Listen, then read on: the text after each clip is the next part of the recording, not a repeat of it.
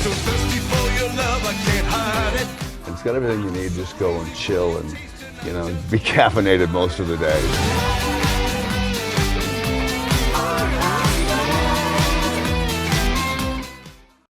Welcome to the world of Street Fighter 3. Prepare for battle. One box could leave you messed up and fractured. Block these uppercuts, they may leave you captured. May the best fighter win and win again. Battle to the top until his life ends. But if his life ends and he starts to decay, may one of his street soldiers avenge things. See you talking to the game, couldn't be talking to me. I got enough to beat and more soldiers to bury. You know we just clicked in and made you realize this game is twice as hard. You see that with your own eyes. You're on the way to choose your type of life cause you gotta. I tell you from now, which fighter will be the hotter. I don't think you want this one. Just practice, just challenge me when you're ready with your tactics. High punch, the spin kicks, watch your back split. I see you in the air when I make you backflip. Select to make your first pick. 10, 9, 8, 7, 6. Choose and pick the best one. All right, let's get it started, because you're not going to go anywhere unless you take that first step. Good afternoon, good morning, good evening. This is DSP News, the unreliable ones. Ladies and gentlemen, welcome to the newsroom, and welcome to the Galtopia News Network, your unreliable source for DSP News. This is the Snort Report. The Snort Report, brought to you by SnortBucks Coffee Company, the best beverage company. Let's go. How you guys doing today, ladies and gentlemen? Hopefully you guys are doing well. I'm going to try to make this PSA kind of quick, but I don't really call it the PSA anymore. I just call it my welcome to my TED Talk. But essentially, we came off a rather grueling saga with the whole banning / suspension from Twitch. It's like 16. It was like 16 videos or some nonsense like that. You guys gave a bunch of amazing feedback that I needed to hear, that we as a group needed to hear. It all worked out, to be honest. So thank you guys very much for that. On top of that, a lot of you have pointed out, but one of you in particular, I can't think of, I don't have your comment in front of me, was like, dude, you are so fucking far behind. Like, you need to catch up. You need to do that ASAP. And so, you're right. So that's where we're starting off with this. Ladies and gentlemen, the initial plan, at least for right now, is we're going to go ahead and just start banging out on August. I have a new show in the works, and then all of the old stuff that I was working on, it'll still be used. It'll just be used in a different way, depending on the format. First part, August. August, I'm going to start right now. Since the format for 2 videos a day essentially has already been implemented, we're just going to go ahead and continue to go with it. Like, I went ahead and spoke to the person who handles the editing and then the uploads or whatnot, and they're like, yeah, we can do that straight. So that's what the plan is. So that just means I have more to record, which means it's just more talking on my part, which is cool with me, so it's whatever. So that's what the situation will be as it pertains to August until we are completely caught up. And then if you guys are really keeping up with Snort Burnell's uploading schedule, it's brutal. Like, Snort Burnell is playing no games and hasn't been for a very long time. So I have a lot of catching up to do to reach up to where they're at currently. So you're not going to know unless you try. So that's what the situation is with that. As it pertains to the older stuff, same concept. It'll be well, what the initial plan is try to get caught up in August, and then in the morning upload or the first upload, it'll be some of the older stuff that I've already recorded that'll go up, and then in the evening will be the more recent stuff. So it'll be kind of a bit of a back and forth throughout your day until I'm caught up, and then maybe both uploads will be older stuff. We'll see how that kind of plays out. Either which way I need to catch up, and a lot of it's already been recorded, so it's a thing. So that's what the situation is with that. We'll figure out what we're going to do.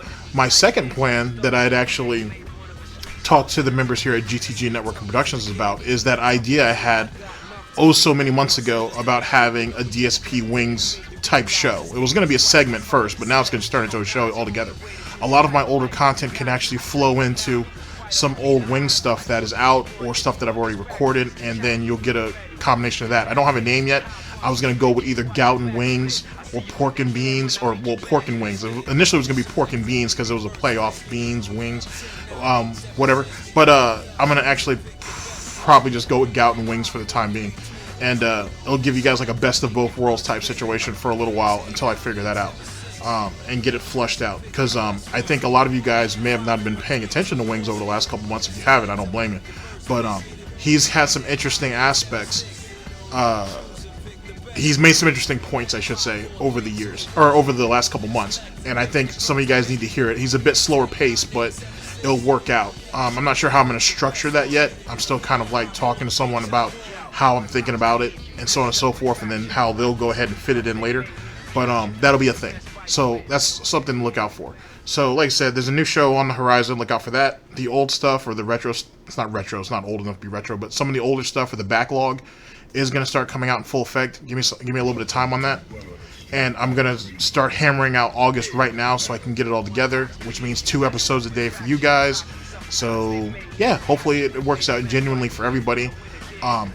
Throughout this entire, well, I didn't actually start reading comments until after the saga was over. Like I said, all of that was great feedback. And it's a lot of that was just stuff I needed to hear. I didn't actually realize how far behind we were until we went with that and so on and so forth. So that's a thing. Like I said, I just appreciate it. You know what I'm saying? I appreciate everybody who threw their feedback and threw their comments in and so on and so forth to kind of get all that going. Anyway, thank you, ladies and gentlemen, for all that. Also, the show, the Snort Report itself, might be structured a little bit different. You might not even notice it, but there will be some little differences throughout and whatnot, because I had kind of come up with a bit of an agenda of things that I'd like to see in the future. And I was talking that over. People seem to like it. It's probably something I should have done a long time ago, to be honest. But, you know, you live and you learn. At least if you're not Dark Side Phil. Everybody outside of Dark Side Phil lives and learns. He don't. But that's the situation in itself. But anyway, thank you guys very much for putting up with the bullshit. A lot of bullshit on Phil's part as well as my own. Hopefully things work out moving forward. And like I said, I got to catch up, so let's start doing that. So let's cut the bullshit. Let's get into the situation, which is actually bullshit. Ladies and gentlemen, we're here with 2 videos that will make up your first broadcast for today. Both brought to us by Burnell, DSP. First video, Street Fighter Salty Madness Night. 4th place, sorry, completely unprofessional. 4th place in Evo is worth nothing. And second video and last video to round out our broadcast, DSP. You'll get a lot of karma for laughing at me. Detractors indirectly created Superhound? What? He didn't really say that. Anyway, yeah, he more likely did. I trust Burnell. Holy fuck, what? This dumbass really said that shit? Anyway, sorry. Detractors indirectly created Superhound. Both videos are from August 1st of 2020, our current year of gout. Ladies and gentlemen, okay, the Street Fighter play is going to be funny, which is the reason why the song was chosen that you're hearing now. And 4th place finish at Evo isn't worth jack shit. Yes, it's not. I'm sorry. If you're going to hang your hat on that, outside of making that a moral victory, you're wasting your time. Just saying. It doesn't mean shit. There was no medal for it. That doesn't mean anything. At the end of the day, first is all that matters. Second and third are something that you should be congratulated on. 4th means 4th is 4th. Take it as a moral victory, but don't sit there and try to build your legacy off of it.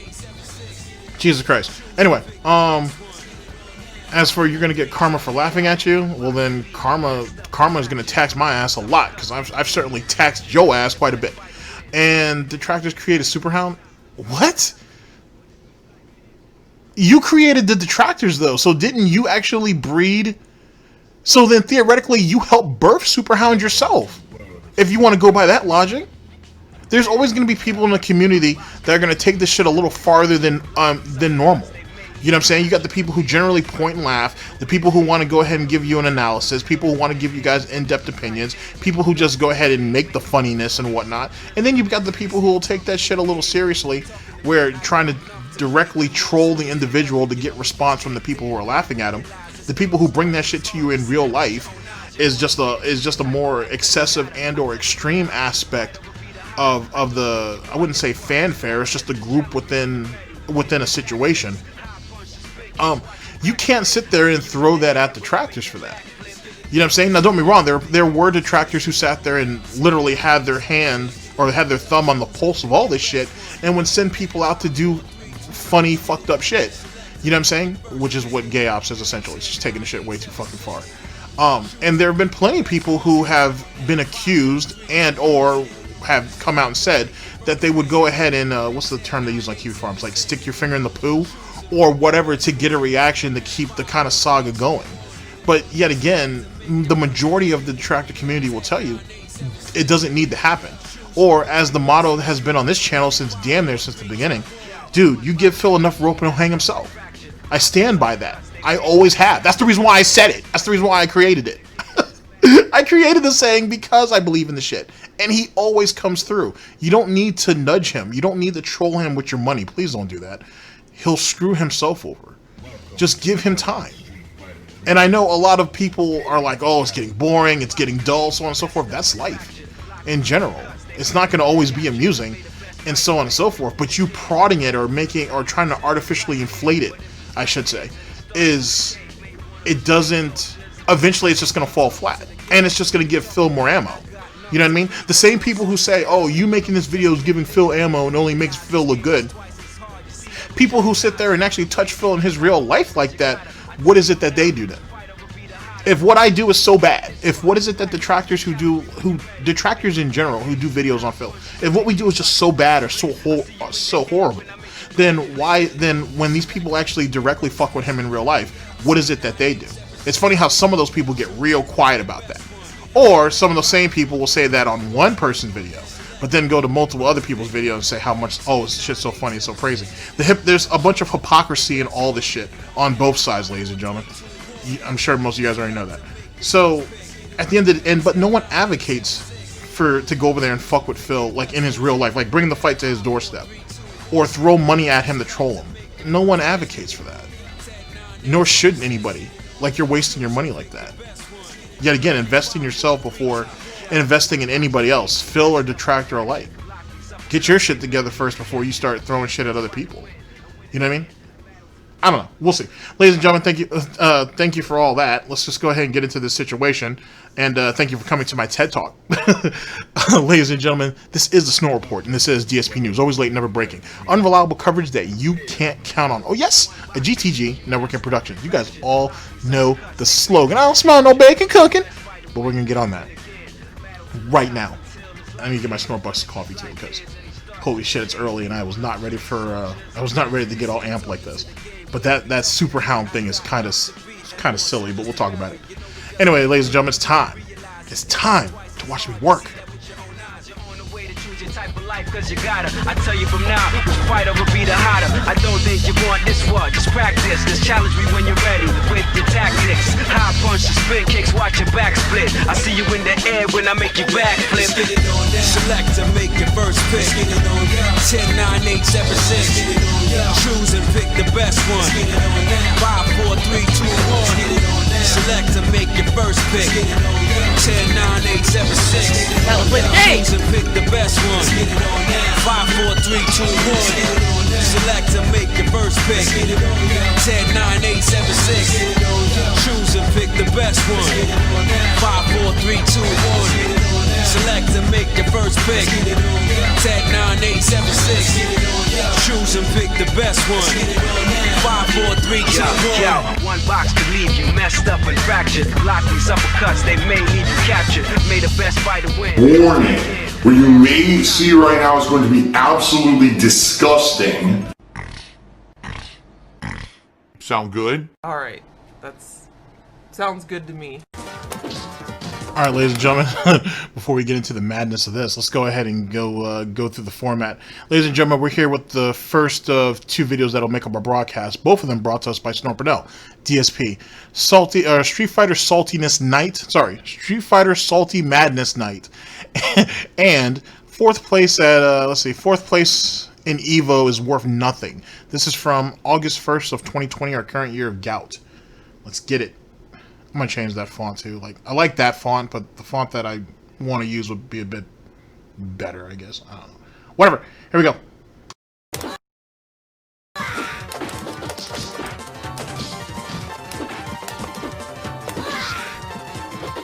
Can't do anything because of the lag.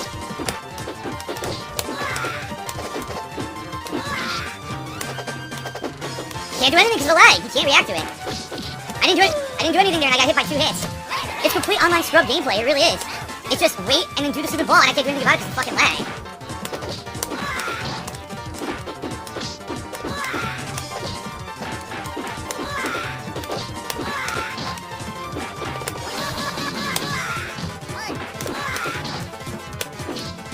That was a ball, that was what? Oh my god, twice I didn't get my move. Twice I didn't get my move. Okay, so I went ahead and purposely stayed quiet because, you know, it's a thing now and whatnot. I like to make sure I make my points as best as possible.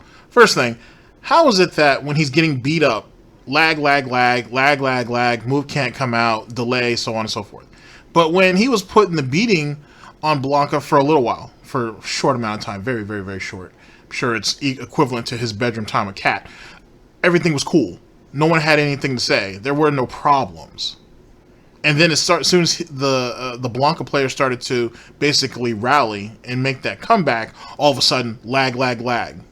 What the fuck? And that, at the end of the day, he's talking to an empty room. Who gives a shit? Like, why does this mean so much to you? Meaning Phil. Why does this mean so much to him? That you need to make excuses for losing. You choose to put yourself through this shit week in, week out, knowing damn well that people like me are going to sit here and laugh at that shit for everything that it's worth. Speaking of which, premiere streams are coming back soon, by the way. Why would you put yourself through this? Like, the mental gymnastics is redunculous if you think about it. Absolutely fucking redunculous. And on top of that, I don't care how good he thinks he was or people thought he was. He's not good now. And he's not good because, one, mentally, he can't keep up. And physically, meaning reactions, reflexes, he isn't there. He's just not. And to go back to the mental part, the general know-how or the general understanding of the matchup, he doesn't have it. He cries and complains all the time that I know what the matchup is, I know what to do, so on and so forth. Then why the fuck are you laying on the ground? Why are you the one beat the fuck up then if you know the matchup, you understand it, you've played it before, and you know what to do? That doesn't make sense. Now, let's be realistic. There are plenty of people, let's use boxing for example. There are plenty of great boxers who have stepped in the ring with people that they've either beaten before or on paper they should have beaten and they still lost. And that just comes from the fact that it wasn't your night. Someone's got to win, someone's got to lose. You weren't good enough that day. You had other shit on your mind, whatever. It's a thing. And that's not just for boxing, but it's for anything realistically. The thing is with Phil, as it pertains to that situation, the polar opposite, if you will, is Phil is always doing this. If someone actually took a tally one night, well, actually, you would have to do it. If we're going to make this an experiment, then it needs to be done over a period of time. So like a month, if you will. So that'd be, what, 4 streams guaranteed at least? If you went ahead and you looked at his wins and losses, right? First off, we should measure what his wins and losses are over the span of a month. Then we start measuring the games that he's playing that he's winning and losing in. Then we start to measure who are the players or who are the contenders, I like to call them. The contenders that he's playing with week in, week out, because they're usually the same group of people. And actually establish what their skill levels are. You start breaking that shit down, and this is just an assumption on my part because that's what I do, right? If you break all of that down, I would assume the general assumption will be that more often than not, he's going to take a beating. If it's Super Turbo, he'll more than likely squeak enough victories out over people who are below his skill level, to be honest. Because that's what he looks for. He's looking for that perfect scrub lobby to clean up and boost his fucking ego for the night. Or for the week, I should say. You got to understand, this is a weekly therapy session for him, basically. The scrubs he's going to basically squeak out. But the people that are either on his level or certainly above his level are going to tax that ass on a regular basis. Even the people who may not actually be on his level, or experience level, I should say, but certainly have the reflexes, reactions, or have the information and the know-how will more than likely squeak out or scrape victories off of him. I would assume that his win-loss record really isn't as good as people would give it credit for, to be honest. But like I said, that has to be done over a period of time. A lot of bullshit has to go into that. I don't think that's worth it, but it's amusing nonetheless. Ladies and gentlemen, whatever he was, he's not that now. Similar to his YouTube career. Whatever he was, no matter how popular he was, no matter how much money he used to make, he's not that now. That's the reality. So him chasing this shit week in, week out makes no goddamn sense. And especially when, at the time that I'm recording, The new cast, or at least 4 members of the new cast, have already been announced for Street Fighter V. Plus, they're adding new mechanics. Plus, they're rebuffing the game again. It might be an alright time for him to jump into Street Fighter V for a little while. Maybe to give some actual diversity to our Friday nights. You know what I'm saying? It might not be a bad idea. And given what his ranking was when he left Street Fighter V, he'd still probably be fighting scrubs. They'll probably still fundamentally be better than him, but he'll still generally be fighting scrubs. If the 20 plus years of experience that he has in this game right here means a goddamn thing, some of it should translate to Street Fighter V in some way. Now keep in mind, ladies and gentlemen, one of the fundamental reasons why Phil doesn't like Street Fighter V is because for whatever reason, he had it in his head that Street Fighter V was going to be a updated and souped up version of Super Turbo. Where he got that from, I don't know. I've read articles that talked about Street Fighter V in its early development and what it eventually became. It never mentioned anything about being a predecessor to Super Turbo, or even having any of its fundamentals. Well, not fundamentals, but any of the attributes of Super Turbo. So where he got that from makes no sense. The reason why I'm pointing this out is because this idiot plays video games for a living, and he supposedly is this die-hard Street Fighter fan. So that means you would think he would be up to snuff on some of the updates and just some of the general details that came out, or that was coming out before Street Fighter V release. Jesus Christ, I'm keeping up with a little bit of Street Fighter 6, at least the rumors anyway. And, well, to be honest with you, it's not looking very good. it's not looking great. Street Fighter 6 is looking really, really bad. Matter of fact, before I go off on a real tangent, the only reason why Season 5 of Street Fighter V even exists is because Street Fighter 6 isn't ready yet. Well, not even that it's not ready. It's still kind of like it's not even in an alpha stage yet. But according to the rumors, play testers as well as outside people they brought in, influencers, who have tried it, have given that shit basically a shit review across the board. So it gives you an idea of how bad that shit is right now. Like I said, I'll do a further video to kind of bring all that out, because I do want to talk about it. I think it's interesting a little bit to see how Street Fighter has kind of fucked up, like, over the years. Like all we had to do was build off of Street Fighter 4. That's all we had to do. All we had to do was build off the Street Fighter 4 series. Instead, Street Fighter 5 is not even really a completed game. It never really was. They've been, you know what I'm saying? That's why they got to keep tweaking the goddamn thing over and over and over again. Having new characters being thrown in there is one thing. It is what it is.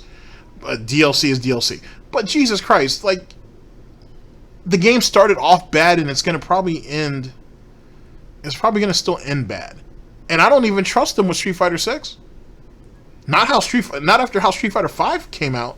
I damn sure don't trust them with Street Fighter 6. So, I don't know. It's a mess in itself. But, yet again, this is an opportunity where Phil should be playing a little bit of Street Fighter 5 just for some diversity throughout the night. You know what I'm saying? Or for the week, I should say. But instead, he wants to keep putting himself through the ringer with this shit. For what? And then all the running that he's been doing lately? Anyway, let's go ahead and get back to it. Jesus Christ. Every did slow ball, I did fucking headbutt. I didn't get it twice. It gave me a jump back, so. Well, Jose's in that lobby. I have to quit it out. No, that's bullshit. That's the same. I guarantee you. That's fucking, that's probably stupid dumb fuck Rudolph. Oh my god! That's great! Oh my god! He plays exactly the same, too. He has exactly the same strategy with Blanca. But Evil AJ? Oh my god! Evil AJ versus DSP, a US ranked player at EVO 2005. Talk about a fucking loser. But Phil's never been strong against Blanca players anyway, though. He's never had a really, really strong showing against Blanca and against any group of Blanca players unless they were scrubs. So, whatever. Shit. Then again, that could just be his paranoia talking. Because if you actually watch, like, the video that Phil's actually trying to shit on right now, if you've ever watched any of Evil AJ's videos, you can see that his Blanca switches up based on how he wants to attack, depending on how the opponent responds. You know, like most, like, actual people who love fighting games and who can adjust on the fly. And so, with that being said, the reason why Evil AJ, at least from what I've seen, And some of the videos that are out there, when you see Evil AJ play Phil the way he does, is because Phil don't adjust. And if Phil don't adjust, and Phil is not adapting to the situation the way one would think a normal person would, then just keep beating them up with the same shit until they do. You know what I'm saying? Like, Evil AJ does that a lot. So does Goji. Goji Tank, sorry. I know Goji says I can call him Goji, but same thing with Goji in Third Strike. He beats him up the way he does because Phil doesn't adjust to it properly. So why shift your fighting style if you don't have to? He should force you to do so. And if Phil is trained, like what Goji does that a lot, Goji trains him to react to certain shit a certain way, and Phil keeps falling for it. He keeps falling for it. Well, you might as well keep doing it until Phil adjusts and changes up. If he can't adjust and change up, then you only change your style to fight the boredom. You're no longer fighting Phil now. You're just fighting boredom. You know what I'm saying? Evil AJ could be considered, I think Evil AJ is the same way to a certain extent, with all due respect to both fighters in particular. As an online match, and he hypes it up like it means something. What an asshole. What a fucking asshole. The resentment for that is fucking amazing. You have a fighting game fan, right? Who takes Street Fighter pretty seriously. Evil AJ loves the Street Fighter. Going up against somebody who has hyped himself up for being taking fourth at Evo 2005. And he beats DSP pretty soundly. And Evil AJ also didn't only just have the wins in those videos. He also has the losses too. And there's not many, ladies and gentlemen. There are not many. Just to put that in perspective. There are not a lot of losses in there. Just throwing it out there. I argue that some of those were charity losses too, by the way. That's just me being an asshole. But some of those losses, though, look like charity. Because sometimes, if you want to keep the pig going, you got to feed them a little bit. You got to lead them a little bit. If you want to keep them engaged. Just saying. I'm not saying that I'm not accusing Evil AJ of anything. If that ends up being the case, I'm not mad at him either. I'm just saying.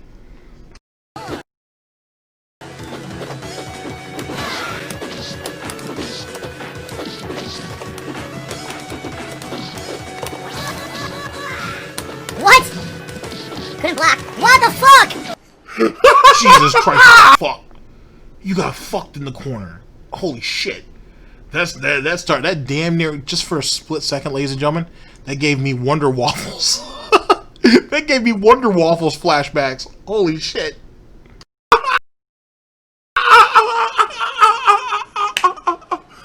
See what I mean about the connection against this guy? So I'm doing everything right, all of a sudden I can't block, and then he gets a free throw, 2-3 hits, that he didn't fucking earn. I'm It's doing like, what everything right, but I can't block. That means you're not doing everything right then, right? Right? Oh, that's so good. What? Huh? Okay, see? Everything I do is delay, yeah. Oh I hate my it. Christ. You know the thing Tevin has. Oh, big ups to Tevin for being back on Twitch. I know that he was back on Twitch. I watched some of his first stream back.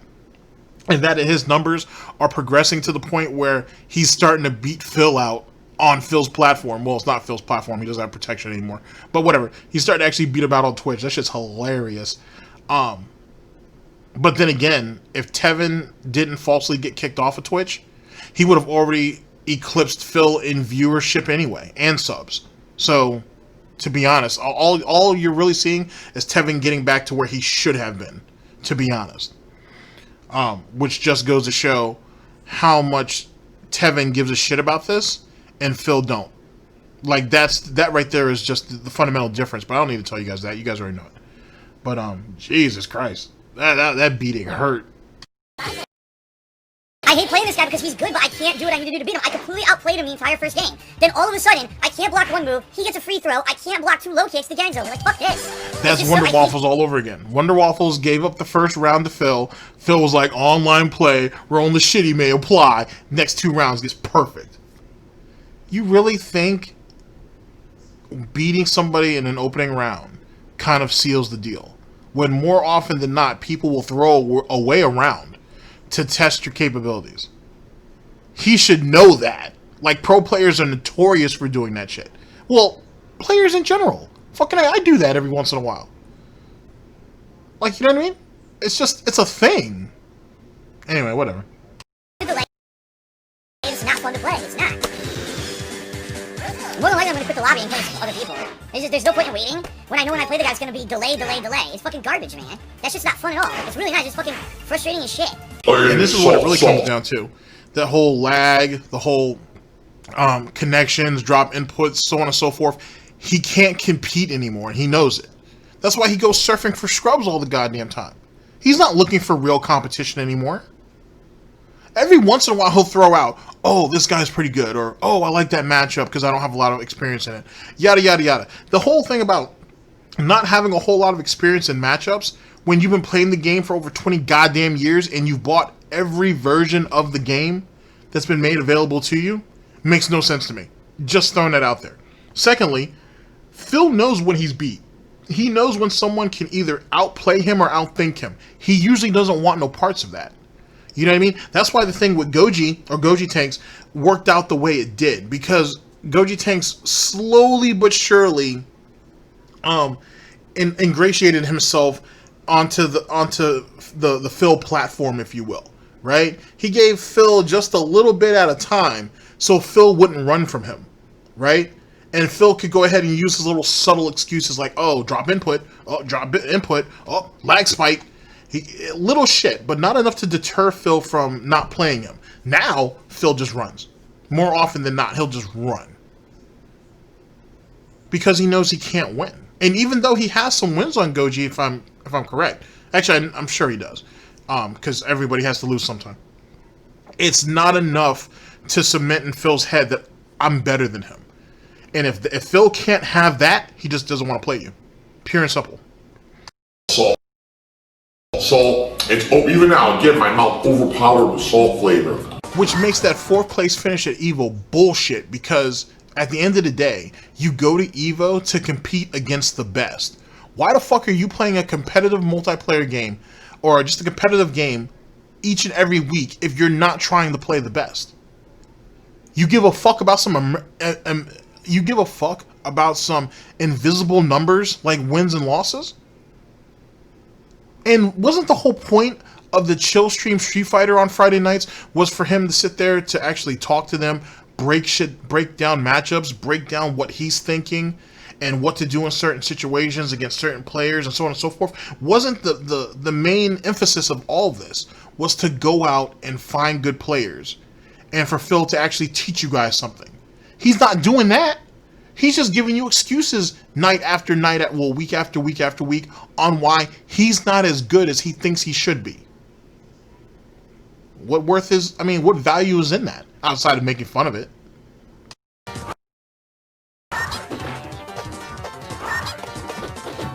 What the fuck? Again, dude! The other thing is giving me, it's not check hitting either. It's giving her clean throws as if I'm not pressing any buttons at all. I'm not doing anything. I didn't do anything. I didn't press a button. I was holding down back and holding the kicks so I could get a turn punch. I was just waiting, because after about 2 or 3 of those punches she would have tried to throw, and I would have done reversal headbutt through it. It hits me twice. I never released down back.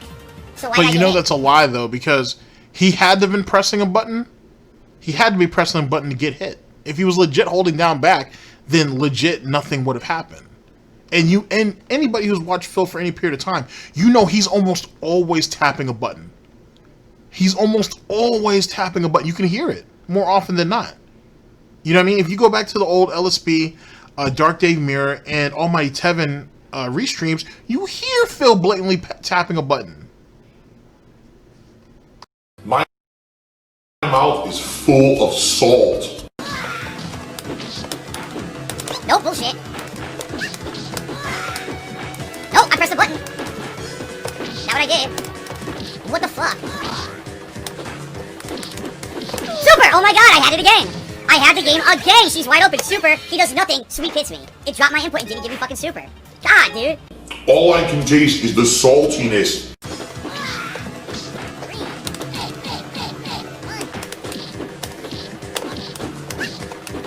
Can't do anything now, I'm gonna get fucked up. Yep. Oh my god! There's nothing I can do. Salty, salty tears.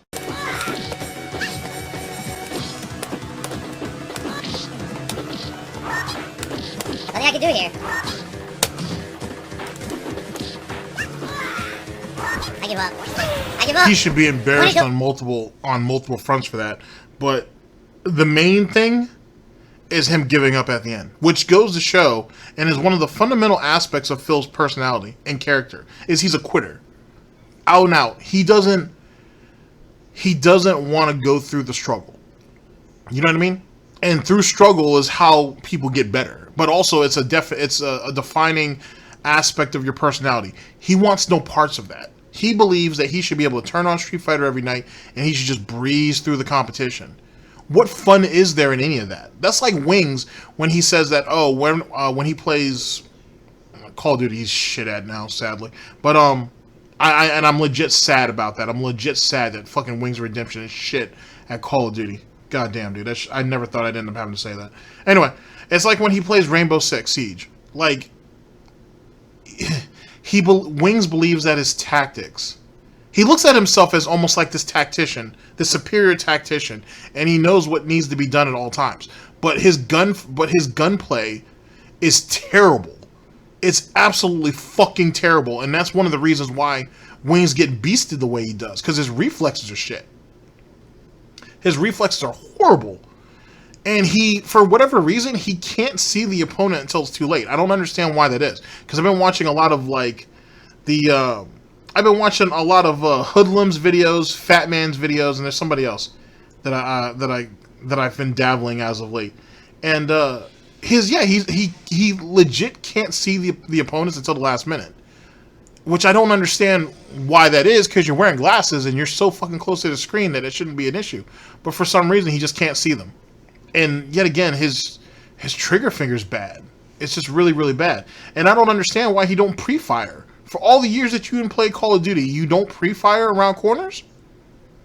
Just to put the threat out there? I don't know. It's whatever. Semantics. But, same type of concept. This general thought that just because you play a game for a long time that you're automatically going to be the best at it's fucking ridiculous. And it doesn't leave any room for growth like that, if you think about it. But, whatever. Make of it what you will. When it drops so many of my inputs in the middle of me trying to counter what she's doing with the keep away, there's no point in trying anymore. Ah, the salty tears. What the fuck? I didn't do standing clear fine.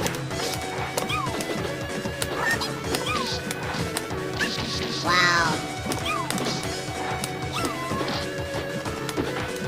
No tech hit!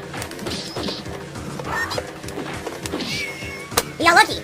He got lucky, didn't give me Nah, a he second, didn't. so he doubled Snowfell's right. Like this particular week, it'll be a while till I get to that full stream, but this particular week, yeah, they were just fundamentally better than he was. At least from what we've seen so far, they were just fundamentally better than he was. That must hurt. And then he outright quit in that last match, which is just pathetic, to say the very least. damage on the throw that it should have fucking done. Salt. That's all I can taste is salt. $5, this is just a tadpole. No idea what the fuck that means. Let's see here. We got a troll tipper who I got to ban. I'm a fucking idiot. Let's see here. I apologize, guys, because it's hard for me to take care of the trolling when I'm trying to play a fucking fighting game, you know? Yeah, there's a lot of trolls tonight, King Gogi. There's a lot of viewer sides. There's gotta be a lot of trolls because they're expecting that the stream might get shut down by another false DMCA takedown. They just want to be here for it. They're not actually, like, you know, viewers here for positivity. They're fucking being here to be dicks, so... I mean, theoretically, they're there to be entertained. There's Goji Tank, so that might be good. But, dude, at the end of the day, though, you're supposed to be there to be entertained. You know what I'm saying? But if you got this toxic piece of shit who's quitting because he can't win, how much positivity do you expect to attract to yourself like that? If you think about it. Trolling tonight. And by the way, after all that salt, because that was a lot of salt, definitely need to use some water here. Yeah, that toilet water. Yeah, this is real tough, man. What the fuck? That was 360, didn't get it. Jumping roundhouse, didn't get it. He just got outspaced. Like that, you know what I'm saying? That player, that Saget player played it right. Like, he kept you out, and then when you made a mistake, which is basically leave your feet, you got punished for it. He just generally kept you out. That was good spacing.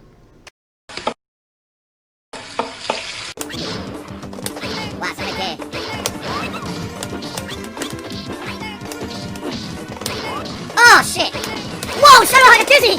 Oh my god, I don't know how that dizzy me like that. Oh my god.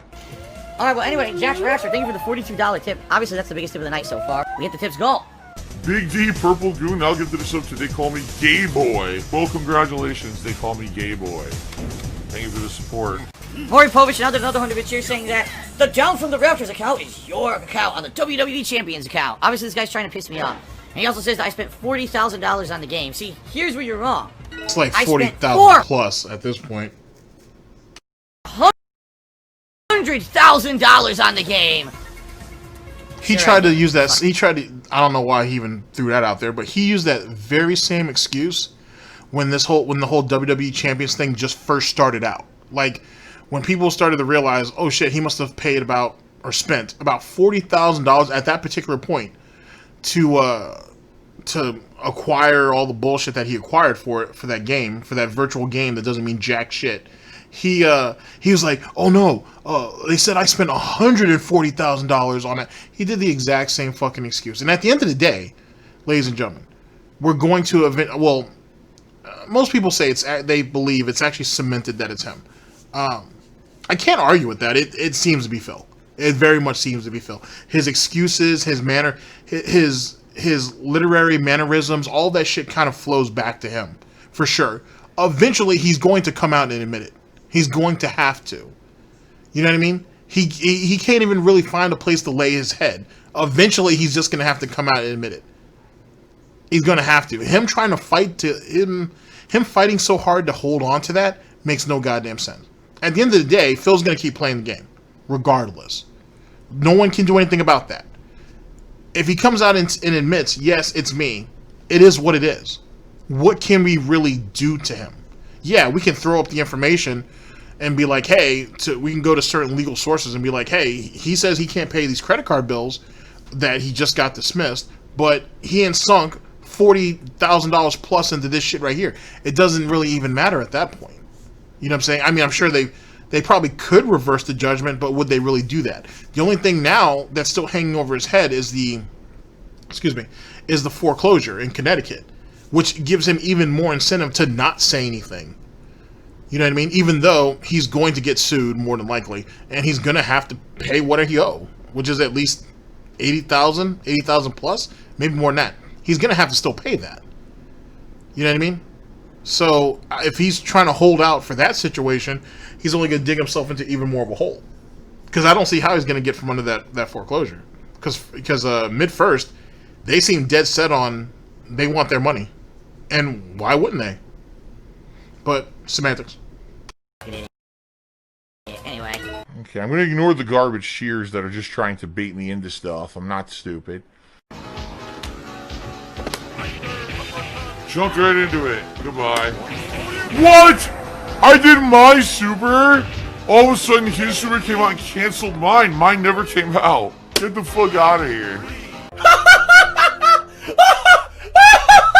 Commander Idris to be $4.20 asked if I scratched my leg on stream lately. I scratch my leg on stream all the time. All the time. Like right now my foot really itches. I reach down, I scratch. My leg, I scratch. All the time. I'm constantly scratching. Uncontrollable You know, if scratching. you bathed every day, that wouldn't be a problem. Just in case you guys don't know, DSP lore for you. Phil only bathes a couple times a week. So just hopefully that nightmare fuel will help you guys as you go along your week. It's a real problem. Anyway. Alright. And Jose's back! Uh-oh. Oh, I was gonna say that did the stream freeze, but it didn't. Then it moved again. Good. I thought the stream had frozen for a second.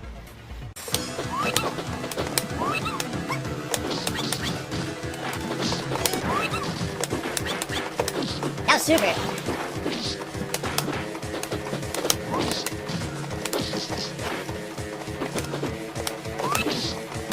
What? Oh, come on! See, it's funny too. Well, two things. One, the paranoia because of being DDoXed and and being kicked off of Twitch like 3 times and shit. You can understand why you'd be paranoid. But also, I always felt like his Fei Long wasn't as good as advertised. You know what I mean? Because he usually just beats up a lot of scrubs with it. So it's kind of nice to see a player who is competent actually beat the shit out of it out of his Fei Long to actually prove that it's not as good as he thought it, as he tried to advertise it as such.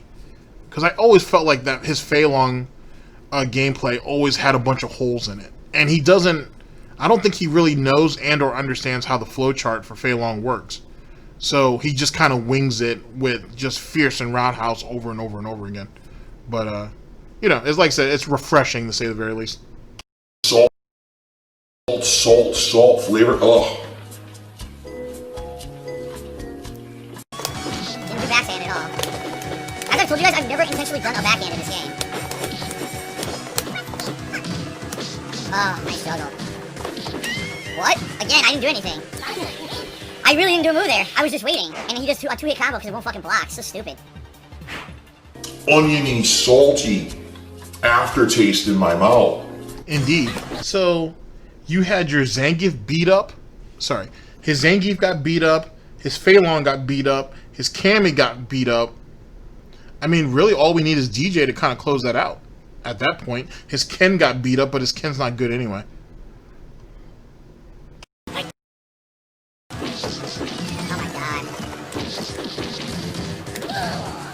That's 2 Oh, rounds sorry, in a that row. wasn't Ken. I think it was Saget that got beat up. My bad. His Ken's not good either which way, though. I didn't get hit by the final hit, I was blocking. Ugh. All I can really taste is salt. That's it. It just tastes like I'm biting a gelatinous chunk of rubbery salt. That's exactly what it tastes like. Oh, come on. Oh my god, empty jump throws. Can't block.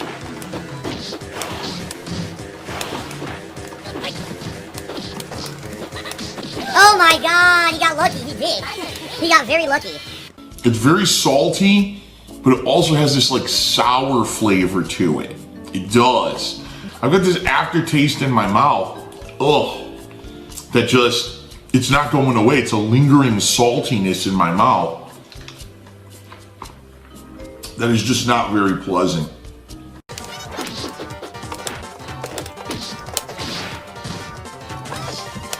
Oh my god. Can't block. I tried. Jesus Christ. Cammy getting her ass handed to her with all the cakes she got. Honda got beasted. That was definitely not a good that was definitely not a good week for Phil. That was a horrible night. God dog. And this is all coming off of the when was this? This is August 1st. So this was coming off of the whole Twitch ban/suspension saga too. Yikes, he was not in top form for this. Alright. Over 1,800 milligrams of sodium. 1,800 milligrams of sodium. Jasper emerged from the closet. Jasper, you came out at the last minute. We're done. Do you have like a psychic ability to know when we're done playing? Maybe he heard me stop clicking the buttons and he figured it was time to come out of the closet because he just did. So guys, that's it for tonight. Thank you for a very supportive stream. I appreciate that. I hope you enjoyed the Street Fighter stream. I don't know what's going to happen tomorrow. Tomorrow I'm going to attempt to stream normally. But it's very possible that this idiot could try to use false DMCA to take me down again. No one from Twitch has contacted me about trying to solve this problem. About even having Twitch don't give a fuck about you, dude. You're just a number. You're just a number. And it's funny too because throughout the DSP manga/anime, you find over and over and over again, even though it takes a while, and it does, it really does, even though it takes a while, people eventually see Phil Burnell for what he is. And when they do, more often than not, they usually just quietly just distance themselves from him. And then that's it. People that he can say he loves Twitch all he wants, but he obviously didn't value his Twitch, the Twitch partnership program, or even his Twitch contact and whatnot to any sense or degree if you haven't spoken to the person in over 2 goddamn years. Same thing with the contacts that he had at Machinima. He didn't speak to them for over 2 years. You know what I mean? Because he only wants them there when he needs them. You know? He doesn't just reach out to them to be like, hey, how am I doing? Or can you guys give me some ideas on how to improve my channel? That's kind of one of the fundamental points of them being there. To not only help you out with general problems, but to give you advice. That's their job. to an extent. Phil don't value nobody unless they can do something for him, which I've talked about before. And so that's the reason why you get situations like this now. At the end of the day, ladies and gentlemen, if you're not earning, if you're not producing, then you don't get rights. You don't have, or you don't, not rights. You always have rights. You don't get privileges or special privileges, if you will. At the end of the day, what Phil brings in doesn't match up to the protection that they were giving him. And we're going through COVID. They're working at very limited capacity. He's not a priority. He's at the bottom of the goddamn Twitch barrel. You know what I'm saying? He's not a thing. He never really was, to be honest. They used him as a guinea pig like 2 years ago, because I remember reporting on that. Almost 3 years ago, actually. They used him as a guinea pig to try to troll shield or protect the earners. They gave him amnesty and immunity to some degree for a couple years, and then it faded out. It expired. And that's that. That's the end of it. That's the story. For a couple of years, Phil was able, outside of the couple times he got suspended, he essentially caught a free ride on Twitch.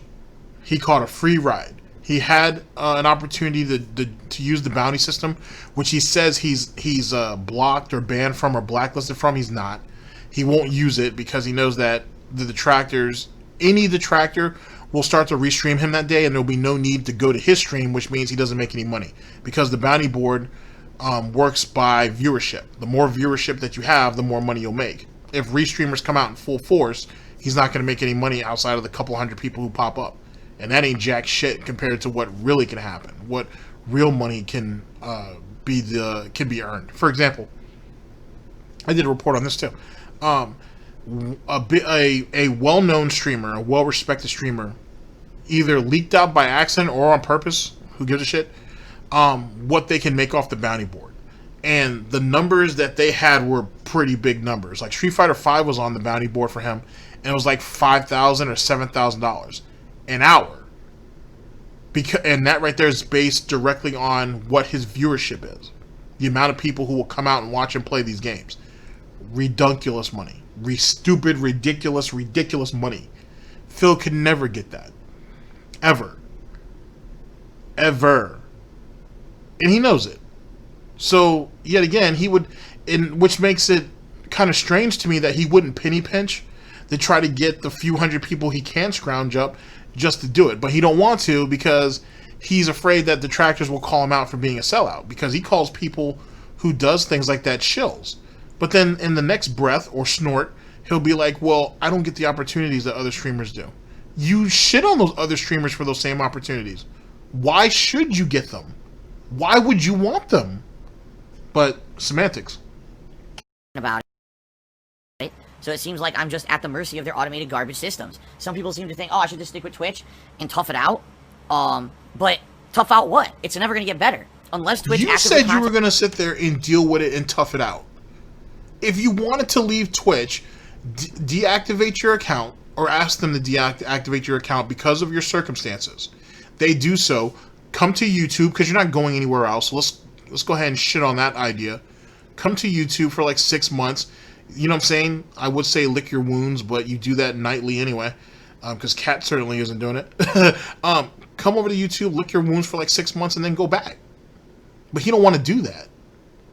And he has almost the same money-making opportunities over here on YouTube that he has on Twitch. And in actuality, he'll actually get a bigger cut over here with YouTube than he will with Twitch. Because if I remember correctly, on Twitch, when it comes to subs anyway, it's like a 50-50 split on Twitch. But on YouTube, though, it's 70-30.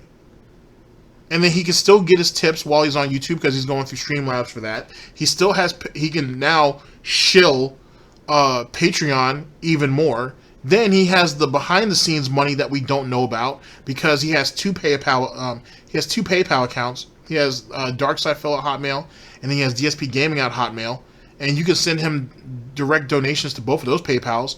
So, and sorry, I'm still not done yet. And then you still have the actual tips leaderboard that's on his Streamlabs that he deactivated when people found out he was getting big donations behind the scenes, not on stream, to there basically, or through through that payment option. So this idiot right here is just raking in all kinds of money, and he can still do that on YouTube. But he just definitely doesn't have any troll protection. He's gonna have to deal with the bullshit day in, day out, which is what he's dealing with on Twitch anyway. He just knows that the numbers are gonna be even higher. But who gives a shit? If you get kicked off of Twitch, you can't go back. You might as well just deactivate your account, which means he still keeps his partnership. It's just his account would be deactivated. Come to YouTube and start over. Shit, Doc's doing that.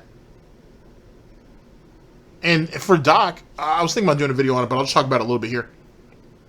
For Doc going, well, I'll be brief because I don't want to go into all of it right now. I got a lot of thought on it. The situation with Doc is, I look at it as a good thing. It gives him a chance to come back to YouTube where he started. It gives him a chance to lick his wounds. It gives him a chance. It's a hard reset. You know what I'm saying? Like, he was at the top of the game, essentially, when he got banned off Twitch. Now, we take it back to the gym. We go back to basics. You know what I mean? And this will build him up to be stronger than he was, you know, at his highest point on Twitch. This will make him better. This will make Doc a lot better. And it's going to be a process. And on top of that, to be honest, Doc was probably streaming too much anyway. He didn't need to stream as much as he was. I think this will give him a chance to come back here and give himself a lighter schedule. Give himself a chance to spend more time with his family. Give him a chance to work on some of the other opportunities that he has. Something about opening up a production company. He's got this singing career that looks like it's about to go, that's about to pop off. I mean, I think his songs are all right, to be honest, at least from what I've heard. He has a lot of opportunities outside of streaming, and this will give him a chance to do so. You know what I mean? Yeah, Twitch or streaming in general certainly helped bring him there, but now he can build off of that, and it's working really, really well. It's funny how, not funny, but it's interesting how a lot of the people who were distancing themselves from him are now getting ready to come back. You're seeing, if you follow him on Twitter, you see a lot more of the endorsements. If they haven't come back, you're seeing new endorsements start to come in. This is going to work out for him, and it's going to work out for him in a way that I think anybody else, it probably wouldn't have. It's a golden opportunity.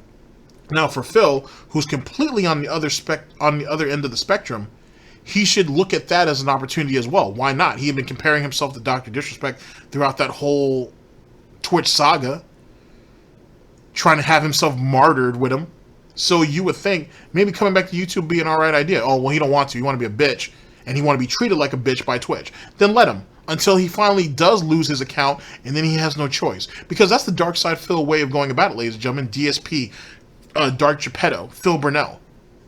He only moves when he gets kicked off, and he can't come back. And that's exactly what he's setting himself up for. He's setting himself up, sooner than later, to get kicked off that platform altogether, and then he can't go back. He has a choice right now, ladies and gentlemen. A choice. And he won't do it because he's too stupid. And it's going to cost him. And he's going to come crying, complaining to the pig roach cult, to the pig pen about it. And they're going to look back and be like, well, why didn't you just move beforehand? And then what he's going to do? Phil's going to do what he always does. He's going to come over here to YouTube, suck dick, and talk about how good the platform is, and, you know, I'm glad I'm over here, and we're going to make the best of it. And he's going to big up YouTube just like he does with every other platform that he's currently on. He learns nothing. He's sitting here chasing other people instead of doing what he should do for himself. Fuck him. He gets what he gets. Me about it and talks to me and we can work something out. This guy will be at the whim. My streams will be at the whim of this guy who at any moment could just put in a false claim, and Twitch is so stupid that they just grant it blindly. I don't know what else to say. So I don't know. I'm going to try to stream the rest of this weekend and see what happens. At least we know if it happens during a weekday, I can usually get it cleared up within, say, an hour, but it's still frustrating as shit to have to do that and to sit around waiting. So I hope it doesn't happen, but it's probably going to happen again. Twitch is now gone. I got the chair. Phil has indoctrinated children. Alright, ladies and gentlemen, we're going to go into the second video and the last video that will round out our broadcast. I'll see you guys in just a second. Fucking idiot.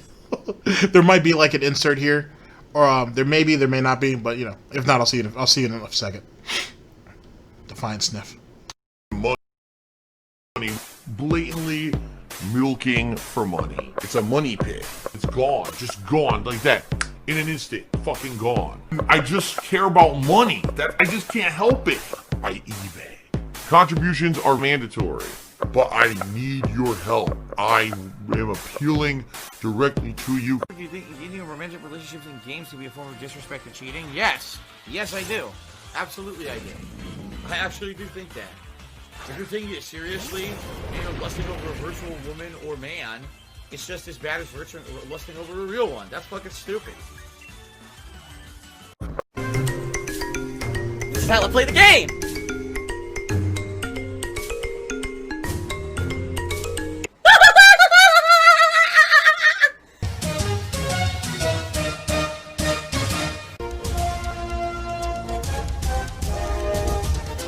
Oh my god! What the fuck? Holy shit! That is an epic fucking intro, dude. And I have to warn everyone. Warning. What you may see right now is going to be absolutely disgusting. Sound good? Alright, sounds good to me. So, I don't know what to do. You know, for now. Of course you don't. Ladies and gentlemen, we're here with the second and last video that will round out our broadcast, brought to us by Burnell, DSP. Let's see, you'll get a lot of karma for laughing at me. Detractors indirectly created Superhound. Whatever. I can't believe Phil said that dumb shit. This is from August 1st of 2020, our current year of gout. Let's get it. We're gonna attempt to stay here, but if this keeps happening, like, imagine if every day now I go to stream and within an hour and a half my stream gets shut down by false DMCA. This could literally be a dumb kid sitting in front of a computer saying there's no risk to me, I'm just a kid, they're never gonna find me out, I'm just gonna continuously file false claims against people. It's as stupid as that. And how do we have a legal system in place that can be fooled by a kid in front of a computer? What about that same system that allowed people like him, Mundane Matt, Mundane Matt, Susie Lou, Pokimane, who else got caught up in that shit? Andy Worski has been accused of it. Ralph from the Ralph Retort has been accused of it. How is it that that's how that exact same system, a system was developed to actually protect, you know, content, how is it that a system that was in place to protect content for creators got misused because you didn't like what people said about you? Or you didn't like the opinions that were said about you? To where not only taking down a video was one thing, which is still bullshit, but taking down a video is one thing, but then that take down entire channels for that shit is another. Now, at this time, ladies and gentlemen, I'm sure you guys have heard the lie that Phil said that, oh, anytime a video has ever been taken down on YouTube, I never had anything to do with it. It wasn't me. It was either someone doing it falsely in my name, or Machinima did it to protect me. I never did anything. Despite the fact that he had leaks, that there have been leaks. I think that was late 2000... That must have been late 2017 when he pulled that bullshit off. That actually had him in correspondence with a mod or a rogue mod or somebody who was doing dirt for him to be like, target these videos, give me timestamps, give me an idea of what they said that's considered slander so I can send that to YouTube so I can have these videos put down. Which is all of that was around the Escort saga, by the way. All of that. And just make sure you go through each and every video with a fine-tooth comb, give me the timestamps, give me exactly what they said, and I'll send that to my person at YouTube. That's him telling somebody else this. And I argued then, as I will now, that was just one person. Who knows what other people he may have been talking to behind the scenes as well to do the exact same shit. But instead of grouping them all together, have them all do it individually, because this way, if any of them get caught, or if any bullshit happens amongst themselves, and they decide to all rat Phil out, they really can't without exposing themselves. I'm not saying that Phil would think that far in advance, but I am saying that it wouldn't be too much of a shock to me that he was talking to multiple people about doing that. But semantics. yet again, you have someone who has abused the system on a platform before. Keep in mind, ladies and gentlemen, this same idiot had fucking 3 people deplatformed off of Twitch. Tevin's reason, I don't think that's ever came out. I don't think Tevin ever talked about it. But, or maybe he never even knew. Maybe he just never knew why. But if I remember correctly, with Bill Burnell and They Call Me Tex, or TXT, they got knocked off because of their names. Their names were the reasons why they got knocked off. That's not an excuse. That's not a reason. That is not a fucking valid reason to have someone deplatformed. But he wants to talk about how is it that these people can go around and do this to me? Because this is my livelihood. Who gives a fuck? I'm not saying that this was their livelihoods, because it wasn't. But they didn't have it. But they have just as much rights to be on that platform as you do. And you didn't care about that. You wanted them off because they were a nuisance to you. They were bothering you. Shit on this turd. Give a fuck about that. So, someone claiming to be Detective P-Dubs and Detractor P-Dubs did a couple dollar tips overnight.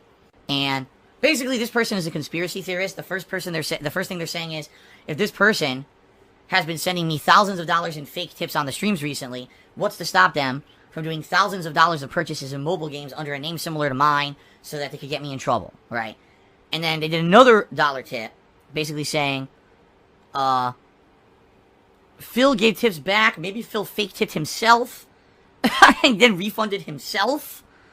He says, I'm kidding, but the lengths that people go through with you to mess with you, you know, wouldn't be shocking to this person if the whole situation with the detractors talking about mobile games and shit is fabricated as well. And it's just actually crazy. About the fake tip thing, or tipping himself to keep the vest streak going. I don't think that's as completely far-fetched as people try to make it seem.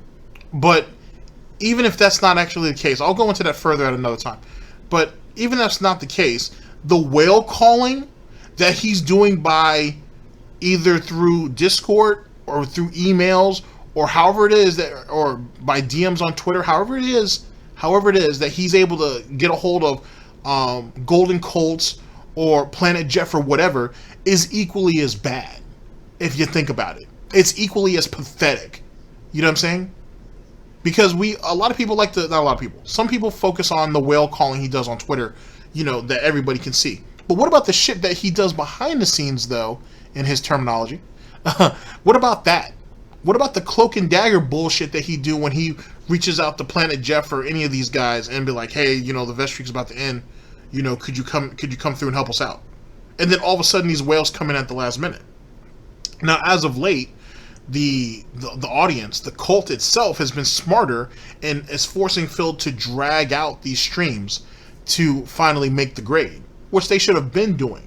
At the end of the day, you guys have the financial power. Phil needs that $200 a day. That bum, let me bring this close. That bum needs that $200 a day. And guess what? If he has to go an hour plus, whatever, then make his ass do it. You don't owe him jack shit. And the fact that, in actuality, him getting $100 in the beginning of the stream don't help him anyway, because how rare is it that they, or how often, I should say, how often is it that they actually hit the tier 2 goal for the vest goal anyway? How often does that really happen? Yeah, he may pull 50, 60 bucks maybe, but he never actually hits $200 in an actual stream, or it's very rare when he does, I should say. So he's kind of hurting himself. It's a tit for tat type thing, to be honest. It's a tit for tat. But you guys don't owe him jack shit. You don't owe him a goddamn thing. I don't care if he has to go 4 hours. You think Kat really needs him to take a shower and be downstairs the moment she walks through the door? Why? For what? What purpose does that serve? Instead of him doing that, why isn't he cleaning up the house? Why isn't he washing dishes? Why isn't he doing laundry? Maybe she would find those things to be a bit more useful than him sitting there waiting at the door for her. Don't you think? Yeah, everybody wants their significant other to greet them at the door, but Jesus Christ, be productive. Just my opinion, of course. I've already talked about this a bunch. I'm not going to talk about it again. But I have no idea what's going on with that shit. I don't even follow it anymore. Like, at one point, people were coming into my streams and talking about it constantly. So I went over, I'll admit it, I went over to Kiwi Farms and I read up. And the amount of insanity and fabricated nonsense that I saw over there was so strong. Wait. That I just... Okay, first off, this statement is actually incidental. The reason why it's incidental, I mean, even though he is admitting to going to Kiwi Farms, we already knew that. Like, we already know he's more than likely been on Kiwi Farms since 2017. Not that he has an account or anything, but he's been lurking around over there since at least 2017. You know what I mean? Because that was the whole situation with the Blood Gods, which, yet again, ladies and gentlemen, is part of the Escort saga. Is when Brightside Viking went over there and went to war with Kiwi Farms. And why was that? Because Brightside Viking heard stuff that was being said over there. He told Phil. Obviously, neither one of them liked it. And BSV, Brightside Viking, took it upon himself to pick up his battle axe and try to go to war with them. Terrible way of doing it, threatening people's families and shit, but whatever. You do what you gotta do. And whatnot. And so, and he lost. And then Phil stabbed him in the back right after that, got him kicked off of Twitch, and then Brightside Viking found permanent residency over there, or Vidal, if you want to call him that. Found permanent residency on Kiwi Farms. If you read through some of the threads, he actually comes across as an alright person. Which is amazing. Start a war with those people, lose, get betrayed by your master, and then recover and find permanent residency at the very place you try to start a war with. Holy shit. That's amazing. But Phil had been dabbling in what was going on Kiwi Farms since then, since 2017. This isn't anything new. Jesus Christ, there's a thread there that says that DSP talks about, or that DSP reads Kiwi Farms on the regular. And he's proven that over the years just by his pre-stream talk. So this isn't anything new. Because at the end of the day, and one of the... Sorry, I'm kind of going off on a tangent here. But one of the cementing pieces of evidence was when Kiwi Farms went down for maintenance. As all websites do. Or at least temporarily. It goes down for maintenance. Phil's tweeting at 3 or 4 o'clock in the goddamn morning, probably gen fueled, by the way, and was like, "Oh shit, Kiwi Farms is down." Well, what the fuck are you doing up at 3 or 4 o'clock in the morning? Anyway, semantics, we already knew that. But why the fuck are you over there on Kiwi Farms? So he's already exposed all this. So that's not no big revelation. But, you know, whatever.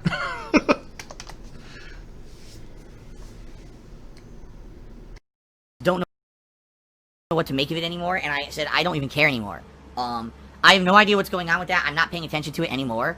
When people come and talk about it, I just joke about it at this point because I don't see any reason to keep even talking or following it. It's so nuts. At first, I did feel that this person who apparently has my Twitter handle as their name in a mobile game was actually trying to troll me. I thought it was someone who actually was like, "Oh, I'm going to pretend to be Phil," right? But now I don't even know. I honestly don't understand this. But in truth, who's going to troll like that? Like, who's going to go into deep... Who's legit going to go into deep level snorts trolling like that? To throw $40,000+ down to get at Phil. And when Phil... And here's the thing. Here's another smoking gun, if you think about it. Or smoking snort, if you think about it. When Tevin... Well, Tevin was the first person I saw pointed out. But that happened during the whole thing with the second PayPal. That happened during the statue saga, the $6,000. That was 2018, I believe. Could have been 2019, but I think it's 2018 when that happened. Super Meat Boy was the person who facilitated all that, masterfully, by the way. When Phil was like, when Phil directed him to go to DSPGAMING@hotmail.com to send him the donation money. That's when, and I remember watching Tevin's video on it, when he was like, "Oh shit, this guy has a burner PayPal account." So, but why would Phil use DSPGAMING@hotmail.com? Why would he use that name? Why don't he just use something else? Phil is prone to use the things that are familiar to him or what he's created. They call me DSP, King of Hate, Darkside Phil, DSP Gaming. They call me DSP. It only made sense. It only made sense he would go about it the way he did. Like, what was the name of that shell company that he used to have? Not Burnell Productions, not the one that he has now, but DSP Enterprises or Darkside Phil Enterprises or whatever the fuck it was called. That that's some old vintage shit, vintage lore there, which is attached to his business line and all that nonsense. Same concept. He's gonna go with what's familiar to him. That's why his passwords are easy to figure out. But I'm not advocating anybody to prove me on that. Just throwing that out there. If even half the stuff that the people posted on Kiwi Farms is true about this account, I have no fucking clue what's going on. I don't care anymore, you know? It's to the point where it's so stupid. It's just the same thing as the escort situation and everything else that was so bullshit, and I just kept telling people for the longest time, it's bullshit. I'm not gonna waste time on this. Yeah, the escort saga, for whatever you want to make out of it. One, the Detractors saved his ass on that. Because, like I said, he was in that catfishing empire thing was going on, and who know? And I still believe that they may have gotten a little bit of money out of him. I don't know how much Brenda and her husband got out of him in particular. Brenda being AKA, well, sorry, it was Kimberly Brinks, AKA Brenda, who her and her husband were doing that catfishing thing. But I wouldn't be surprised if they got some money out of him. I don't know how much. It may have been something small like $2,000 or whatever it is that supposedly Phil owed. But Phil's the type of idiot to pay it. And one of the things that you hear, especially in politics, is we don't negotiate with fucking terrorists. And the reason why is because if you give in and you pay the ransom or you pay the toll or whatever it is once, they more than likely are going to hit you again. Phil knows about cherry picking. He should understand how that works. So same type of concept. But they saved his ass on that though, by finally getting all that exposed. You can thank Kiwi Farms and Medicare for that. But at the same time, you were paying a woman to come out and visit you 3 or 4 times before you finally got her to the house, which, as SnortBucks has it up here, the soulmate. I'm not calling Catherine an escort. I'm just saying that whole situation seemed very escort-like. That's what that is. A random woman who you don't know randomly feeling comfortable to come out and visit you multiple times before you finally were able to get her to move in. I'm not saying, ladies and gentlemen, that Phil's Captain Save-A-Ho, but that was somebody else's woman. That was somebody else's horse until you took her. You know? Just saying.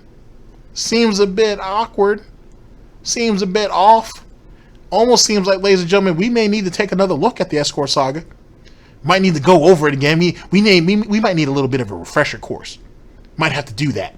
Might have to bring Gout and Wine back out. You guys remember that saga, right? We all love that series. And go over the escort saga with that.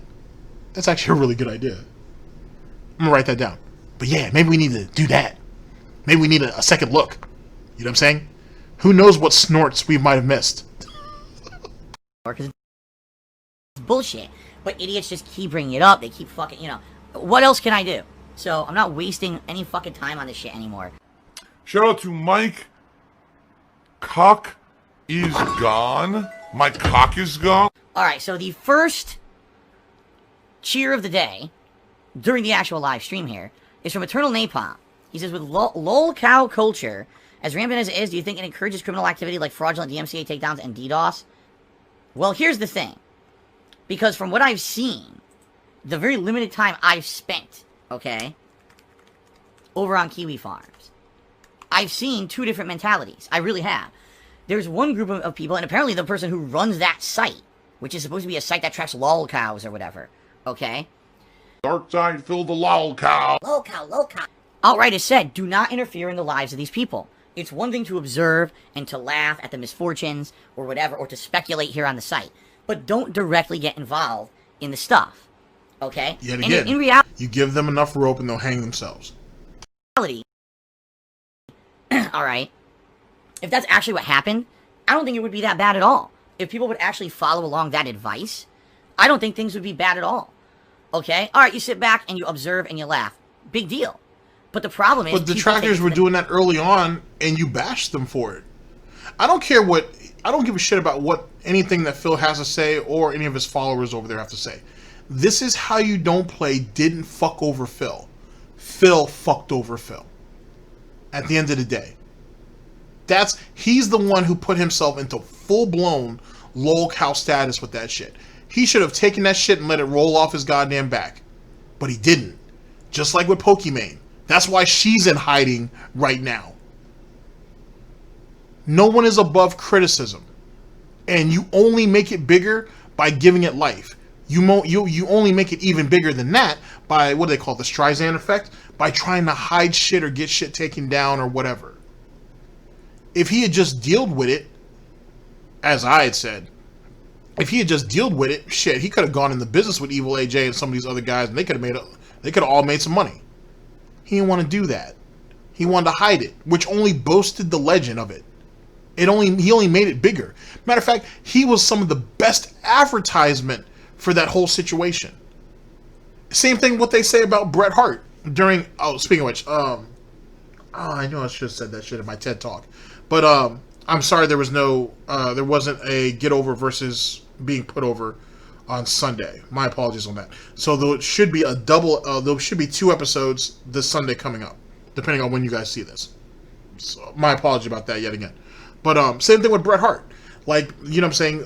Who was it? Jim Cornette said that Bret Hart gave Vince McMahon all the publicity he could ever ask for and some, and did it for free when he was running around saying that I didn't lose my title. They took it from me.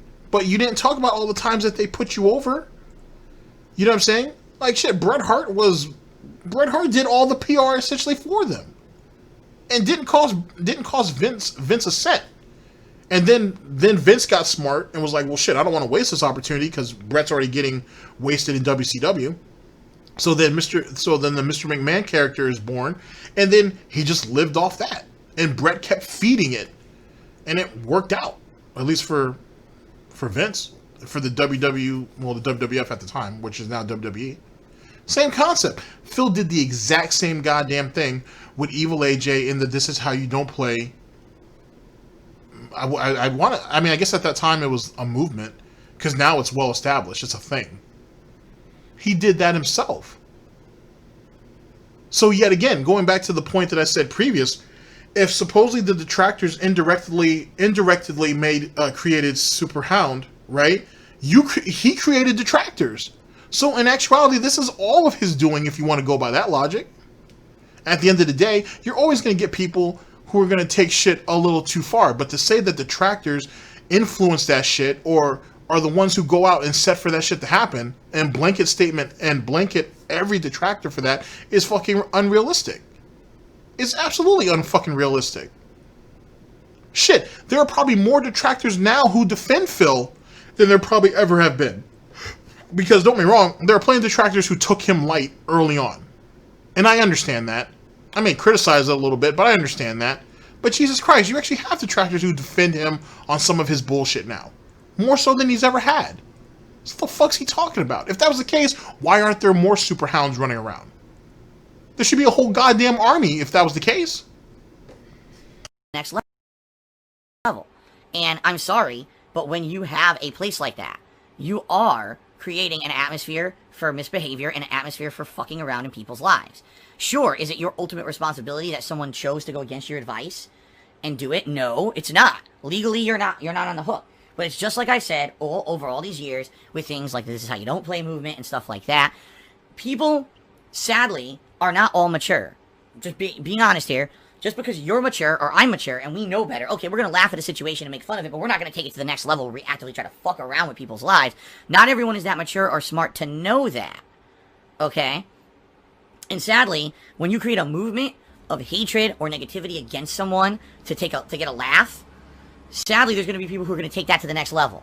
All right. So, perfect example here. Wait. Yet again, if we're going to go by this case right here, then didn't theoretically, sorry, shit. All right, let me get together. Theoretically, didn't Phil basically create essentially Brightside Viking and endorse his behavior, which led to blood the Blood Gods? Because And Phil even said back then, "Oh, I don't endorse that. I told him not to go over there, but he did it anyway." Jesus Christ, we all know how Phil is. So you know that that shit's starting to eat at Phil. Phil's frustrated and bitching at fucking Brightside Viking. You got to think Brightside Viking's thinking, well, shit, Phil's kind of giving me the subliminals to go over there. I might as well. And so he did it. So if we're responsible for Superhound, then all those detractors who got their shit taken down, right? Which was, oh, that's right, Superhound. When Superhound took down all those detractors, isn't that Phil's fault? Doesn't Phil have a hand in that? When Brightside Viking went to war with Kiwi Farms, doesn't Phil have a hand in that? Doesn't he have, I should say, doesn't he have responsibility for some of that? You can't control what another person does. And he's trying to walk back on that statement, but yet at the same time, though, he has to kind of keep the hoof on the throttle because he's still trying in his very failing attempt to try to make detractors accountable. I never said I hated you. I never said I hated DSP, Darkside Phil, Phil Burnell, or Dark Geppetto. I hate what he does. I hate how he treats people. And I don't hear a whole lot of detractors saying that they hate him either. And I definitely don't hear anybody advocating to go over there and fuck with his real life, meaning bring that shit to his doorstep. This shit online is this shit online. You were failing anyway. You rely on crowdfunding no matter what. So theoretically, this hate or negative attention, you need it anyway to keep people in line and keep them giving you money.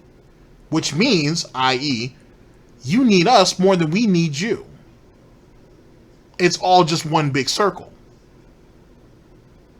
And if the circle stops, and if the pay piggies don't have an enemy, and if you don't have someone to blame for your faults and your failures, then I would assume those people will gradually go away. And then you're left with nothing. That's one way to look at it. Following my bankruptcy, right? It was a public thing. They were all laughing at it. Look at all the debt in Phil's name. Ha ha ha. I knew that was going to happen. There was nothing I could do about it. You're a liar. You didn't know that was you didn't know that was going to happen. You even admitted that you didn't know the paper that information and those papers would go live, if you will. He didn't know that stuff was going to be public. He thought that all was going to be private too, even though all that would generally be public information for obvious reasons. But semantics. Now he's sitting there saying, "Oh well, I knew all that was going to go live. It was no big deal." But he didn't at first. He even said on pre-stream that he didn't. Whatever. I wasn't actively trying to bring it up on my streams. People would try to derail the streams. I ignored it, whatever. You know, we dealt with it appropriately. But then, I get a hearing where I'm supposed to answer questions about my financial situation, my debts, etc. to a person. Originally, I think it was supposed to be a judge, but then it ended up being just a case holder or something. I don't even understand it, whatever. So I call in, and someone actually calls into this hearing and impersonates one of my creditors. Lies about their identity, which is fraud. You could go to jail for this for a long fucking time if you're found out. Okay? He called in? I thought he actually showed up to his lawyer's office. I mean, that doesn't really mean anything about anything.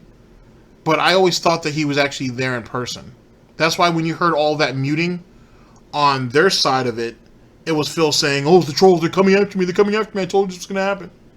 But, whatever. He tries to basically get personal information about me and my business and everything out there in the public to hurt me, okay? He called you out on some of your bullshit. And more importantly, which is a shame that it didn't work out, but he also called into question when exactly you actually knew that you were going to be insolvent and you were going to have to file for bankruptcy. If you look at the timeline with that, Phil's still spending, knowing damn well that he's going to run these credit cards up and then go ahead and try to file for the bankruptcy. That was the kind of the point that he was trying to establish, and he was trying to get the timeline. And it looked like whoever the trustees, it looked like he had the trustee at least hooked on that. Like, she was like, okay, that's an alright point. That's a pretty good point. That might be something we need to look at. And then that's why she wanted the 6 months of documents from PayPal, which normally they would only ask for a month, but she wanted 6. And I'm not sure if she said she wanted both PayPal accounts or not. And if she had asked for both of them, then I would assume she's going to see some very big transactions happen on those accounts. It doesn't matter now. It's all past tense because it all got brushed away. But there was some value that came out of that. That's all I'm saying. So that is the level that it gets. All right, is I will actually willingly go out there and break the law to try to get information to hurt Phil. Right? Now think about how screwed up that is. By the way, no one bought it. Not a single person in that hearing thought that that was a legit guy, including my lawyer and the person on the other end, you know, who was running the thing. They're like, this is ridiculous. Well, Jesus Christ, he had his attorney almost as paranoid as he was. I mean, then again, the whole 60 people on the phone call with all the beeps and shit didn't help anyway. I mean, it is what it is. It is what it is. Shit. Never seen anything like that before, ever, in the history of them doing bankruptcy cases, okay? But this is what I mean, okay? This is exactly what I mean, is there's a difference between let's all stand back and not interfere and laugh at someone versus let's actually try to fuck their life up. And at some point, you have to take on a level of responsibility. You already fucked your life up. You should have just came out clean anyway. Which is why there was all that paranoia in the first place. If you're being honest, there's no reason to be scared. He was blatantly lying on those documents. You know what I mean? That's why he went ahead and had them redone again. He had them redone a couple times, I think. Because he knew he was blatantly lying. And he was all over Kiwi Farms on what they found and what they were calling him out on. And then what happened? A couple days later, he gets all that redacted and changes it. Does an honest person need to do that? Being willfully ignorant and missing something is one thing. But to blatantly go and just leave shit off of the fucking documents another. Like, for example, I don't think he ever filled this part out. But when did all those credit cards, when did all those credit card bills, when did they all occur? Sorry. When did he actually rack up all those amounts on his credit cards? He left all of that off. Which I assume he's been holding on to that credit card debt for years. But I bet you anything, with a few of those cards, a lot of that stuff was recent. Like super recent. Like just before he came up with the idea, hey, I'm gonna need to go and file for bankruptcy because I can't make all this. I think he burned through those credit cards and whatever remaining balances he had as quickly as he could before he got that done. So he could get it all wiped away. Big gamble on his part, but it did work out. So to speak. Realize that even if maybe that wasn't your intention, and that is fraud. A byproduct. That is breaking the law too. You think Phil's not above breaking the law if it can't benefit him? Get the fuck out of here. Of what you're doing. I'm sorry, but this is how you don't play movement. Even if it wasn't mean-spirited and intended to destroy me on YouTube, it destroyed me on YouTube. It ruined my reputation as a content creator. No, how you reacted to it ruined you and ruined your reputation. You played games for you were shitty at games. You have a shitty personality. You're a bunch of different things. What was the difference? What was the difference from watching a 2 or 3 hour long video that shows all of that, plus people's responses to it, and then them sitting there and watching your shitty ass playthroughs for it? Unless he knew, or unless he had the idea that he didn't want people to watch the shitty playthroughs.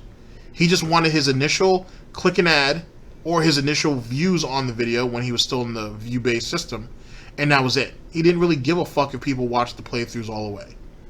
And the people who did are part of the hardcore DSP fan base, hate army, and all that other, fucking stupid bullshit.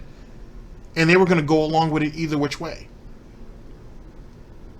If that's the case, if that's the actual situation in itself, then yet again, you set yourself up to be fucked. Proper fucked. But yet again, him trying to go after the video, get it taken down, try to go after the channels, get those taken down is what really fucked him. That's his own fault. Nobody else. No one told you to react like a bitch. And that same shit that he's saying right there is the exact same thing Susie Lou's saying right now. It's the same thing that Monday Matt's been saying. It's the same thing a lot of these lol cows keep saying. Stock, even though, to be honest, the things that I was being made fun of were the things that people liked and actually were things that got me popular to begin with because people realized that was my shtick. If that was the case, then how did This Is How You Don't Play ruined you?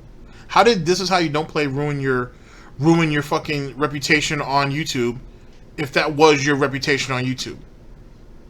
Being an ignorant bastard who can't play games properly and just comes across as incompetent. And that's me being nice about the situation. What's the point? What is the point? If people really like you, or if people really want to give you the benefit of the doubt, they still watch the playthroughs. The same playthroughs that it sounds like you didn't want the general public to watch all the way through, or watch it that close. And as Burnell has it up here, that this is how you don't play, just takes all of that and just brings it in a nice, convenient package. If they think that if people really believe that you're being misrepresented, then they would just go ahead and watch the full playthroughs, would they not?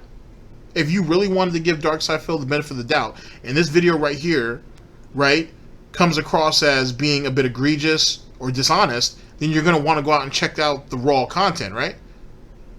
And make your own decision? Well, then why didn't people do that? I mean, some people did, and came to the same conclusion that this is how you don't play did. But what about the maybe even smaller percentage that side the rock with him on it?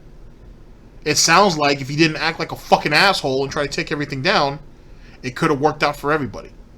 He would have had the people, he would have brought people in who had been sympathetic to his cause, and people would have still been like, this is how you don't play shit, it's hilarious. Fuck Phil. It would have worked out either which way. He screwed himself over, ladies and gentlemen. Nobody else.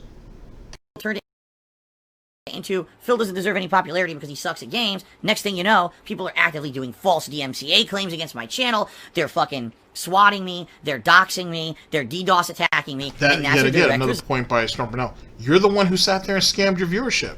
I mean, granted, he'd been scamming them since the beginning. This idiot was accepting donations from his fan base, in air quotes, since 2009. When he had a job, he'd been accepting donations from them. Matter of fact, in the video that I'm actually talking about, because I've gone over that video, he said that that video actually helped him, or those donations, helped him actually get that first condo in Connecticut. At least some of the money. Not all of it, but you know what I mean. On top of the peripherals and everything else that it eventually helped it eventually helped him obtain later.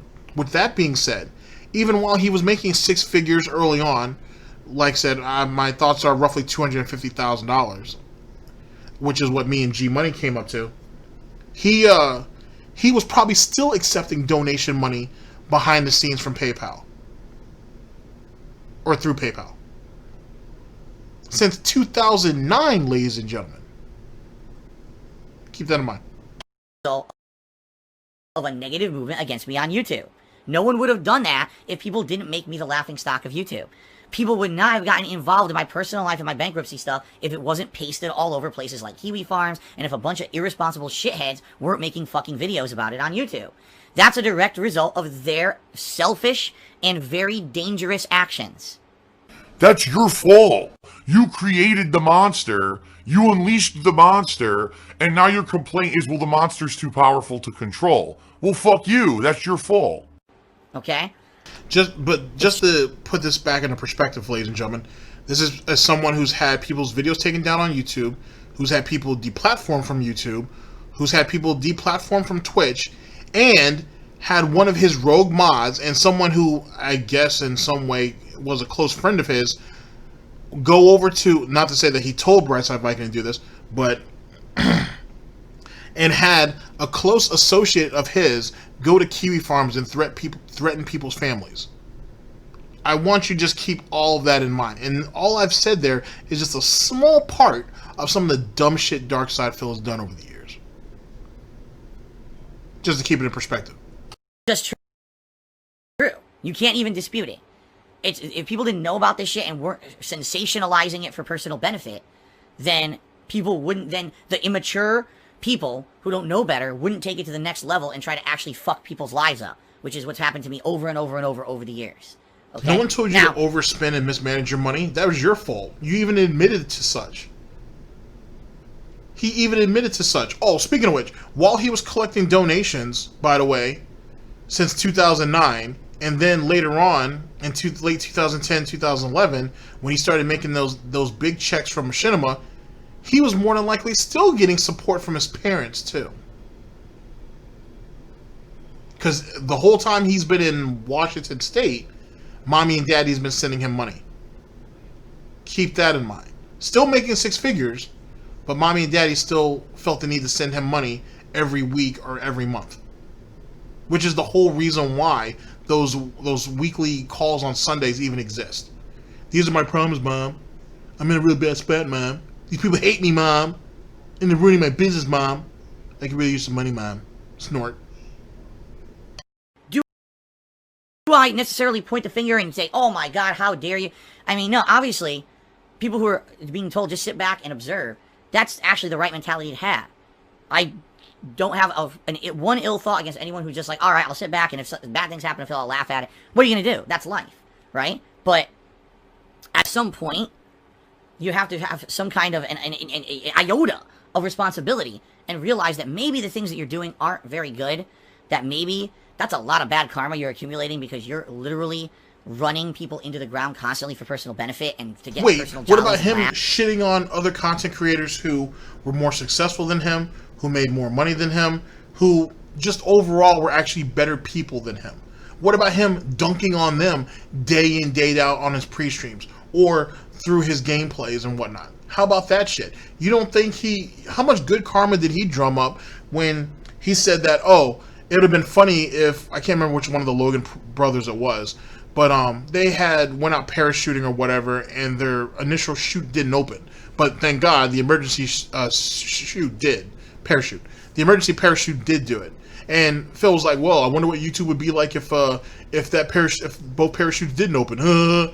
What kind of good karma did he rack up with that one? How much good karma did he rack up when he said, oh, Justine only got to where she was because she was getting fucked at the EA executive offices? How much good karma did that drum up? How much good karma did he drum up when he was talking shit about Jacksepticeye, Markiplier, PewDiePie, Ninja, Dr. Disrespect, anybody else who's ever been successful than he was, and how they were screwing him over and how they were attracting all the kids to them with their overhyped, dishonest gameplay when hardworking people like himself deserve a little bit more credit and exposure than they should. How much karma did he drum up when, what's his name? Tobuscus or Timmy Turner.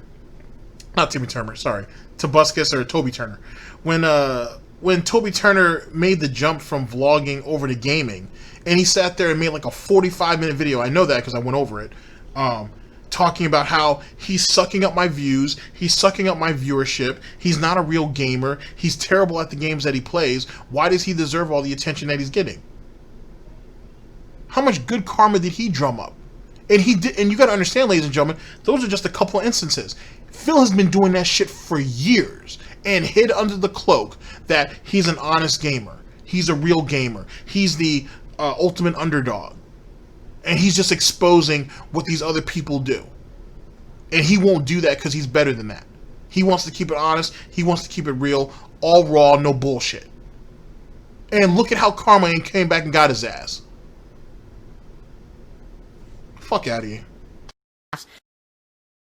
And now you're basically fucking their life over and over, just so you can get a laugh. And maybe you should stop because maybe it's not illegal, but maybe it's immoral. What the fuck? Are you fucking serious? I'm just saying. With all the things that I've done over the years, I admit I made mistakes. Maybe it wasn't immoral. Okay, let's talk. You want to talk about morals? Let's talk about morals. You don't think it was immoral using your best friends? Sorry, the silence is kind of just a reflex. Because he never really looked at them as friends. He looked at them as property. But whatever. You taking your friends, Phil, that you were part of this brotherhood, and using them as fucking employees and shit, or exploiting the death of 2 people that were also part of that brotherhood and part of that fucking group of friends and shit, and using that for profit in your videos, using those things for sad stories, you ripping a girl away from her fucking family and taking her halfway across country, and how many years was it until you finally let her get a license? How many years was it until you forced her to go and get a job? Where's the morality in that? You stealing another man's woman and whatnot, and having a relationship with her, whatever you would like to term a relationship as it pertains to that shit. Anyway, being in a relationship with her for months on end, you know what I'm saying? Maybe even as long as you were in a relationship with Panda, you were talking to this girl while she was still living with her man, and then you flew her out multiple times. I wonder how Kat ended up explaining that to Subaru Man, and then eventually moved her in. There was nothing immoral about that. There wasn't anything immoral about fucking Derek stealing his mother's credit card so he can send you money, or using other people that were on your streams to donate money on his behalf. You didn't see anything immoral or wrong with that shit then? You want me to keep going down the line? I got a bunch of them. I keep racked up. Fuck out of here. I admit that I've done things that were wrong and I regret, that I wish I didn't do over the years. Now I'm a very different person. And at the very least, I make an effort on a daily basis to not do those mistakes again, right? I don't just say, I'm going to keep making those mistakes anyway, and just, you know, write off any kind of bad feelings of conscience or morality. No, I actually feel really bad. You do that daily, so what the fuck are you talking about? Your pre-streams are a testament to that. About some of the stuff I used to do back in the day. Because now people over the years have told me, Phil, that was really wrong what you did. I'm like, you're right. Now that I look back and I'm more mature, I'm like, damn, the things I said and did were irresponsible. You know, the kind of content I put out was dangerous in some cases and insulting. I don't want to be that guy anymore. That's People why I'm told you that back then, and what'd you do? You blocked them or banned them and told them to fuck off. There's a bunch of dumb people that used to be my fans, and now they got the fuck out of here, and that's why they're my detractors now. You forgot that statement? Than I was 10 years ago. And as much as people complain that the 10 years ago... Fuck about 10 years ago. What about within the last 10 years? I'm tired of hearing this bullshit about, oh, 10 years ago I was like this, but I'm not like this anymore. Fucking ass clown. What about last year? What about 2017? What about 2005? That's not 10 years ago, asshole. That's within 10 years. Explain that.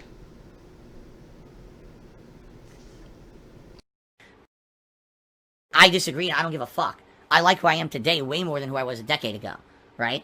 And that's the difference, is I changed for the better, and I realize I gotta change for the better. If you change for the better, then why does bad things keep happening to you? What sense does that make?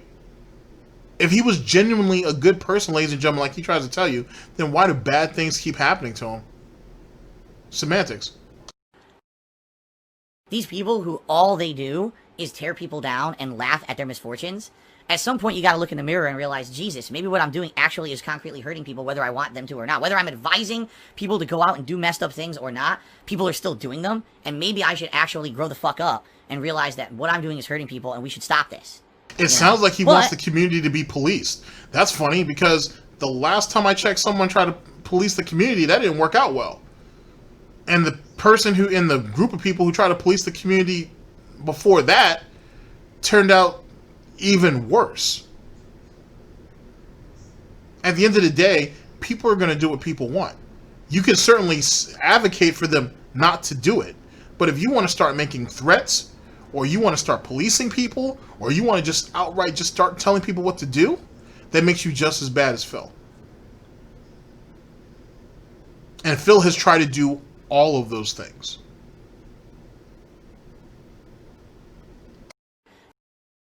Sadly, as I've said, there's difference of levels of maturity of people. And I'm sure some people over the years will mature up and realize, damn, all that shit that I did to people, lol cows, that was really fucked up. And wait, keep in mind, ladies and gentlemen, Phil's 38. He was doing his bullshit when he was like 26. He was in his 30s when he was really getting into the nonsense. He was 30 when he was really getting into the nonsense. He was 32, 33, 34 when shit was really coming after his neck. And he still acted like a goddamn idiot. But he wants to tell you that he's mature at damn near 40? He's a failure at life if that's the case. Making a mistake in your early or mid-20s is one thing. You continuing to make those mistakes in your late 20s and throughout the majority of your 30s, that's incompetent if nothing else, amongst other things. Because they'll always be immature. It doesn't matter how old you are. Maturity is something you get over time with experience and wisdom. And if you don't ever get that experience or wisdom, you could be an immature idiot for the rest of your fucking life. You know? So, that's life, right? It's just like I said, I fully believe that the people. And then the thing is, and SnortBucks brings up another point here with the victimizing himself. All he's doing is all of this victim splaining that he's throwing out there, right, is going to the same people who are going to listen to his garbage anyway. No one new was going to listen to this and be like, oh, he has a good point. Or, oh, maybe we should have a larger conversation about this. And all the people who he could run to for all that is just going to exploit him anyway. He runs to fucking Rich from Review Tech USA, he's going to exploit that. He's going to run to fucking Quarter Pounder, or a quartering for that shit, or a Quarter Pounder. But if he's going to run to quartering for that, he's going to exploit that. Even Nick Rekieta would exploit it and wouldn't mean to. Nick would legit want to hear him out. It would be hard not to exploit it, though, once you hear the ignorance that comes out of that. Just saying. There are plenty of people out there who have had interviews with lolcows and try to keep it as upfront and honest as they could. Eventually, it turns into a laughing fest. It turns into a shit fest because a lolcow can only be a lolcow. And it's not long until they stumble and fall and the interviewer gets tired of fucking catching them. Or they say something that just blows the interviewer's mind in such a way that they're like, I gotta go after that. I have to go after that because it boggles the imagination on why you would say that with the type of justification that you think you would be right. The fuck is he talking about? And as you guys have seen, in the span of the last couple years, that's all it's really coming down to with some of these interviewers or whatnot, or some of these people who want to interview them. It's going to be just complete exploitation. Oh, drunken peasants, you can throw them in there too. It's going to be exploitation because that's all Phil is good for, is to be exploited. At the end of the day, if that Nick Rekieta interview with DSP ever is a thing, and if it ever comes out, people like me will be punching holes through that bitch. He's going to sit there and tell Nick so many goddamn lies that Nick's just going to get eventually tired of it. And if Nick can make it through the night, God bless him if he does, the next day or the day after, well, for me, it'd probably be like a month later, I'm going to rip that shit apart. I'm going to rip every bullshit that Phil tried to pass off to that guy. I'm going to rip that shit to fucking shreds. And everybody knows that. I'm sure there are people in Nick's audience who have already told him that. Nick has a mod who is like, he's an aficionado, or aficionado, sorry. He's a connoisseur of this DSP shit. Like, the dude knows his shit. He will, like, there's no way that he wouldn't pre-prep Nick leading into that. Aficionado is what I'm looking for. I'm slurring the end of it. There's no way that this guy would let Nick walk in there without being prefaced, like directly, because there are going to be blatant lies that Phil's going to throw at Nick, and if Nick doesn't go in there with some type of preface, it's not even about being entertained. It's just how long are you willing to let someone lie to you for? Just, you know what I mean?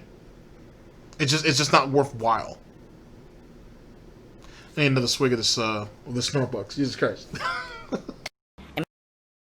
Make fun of me on a daily basis, they benefit from that. They don't want to see my streams get shut down permanently. That's the opposite of what they want. They want me to continue on so they can continue to make fun of me and benefit.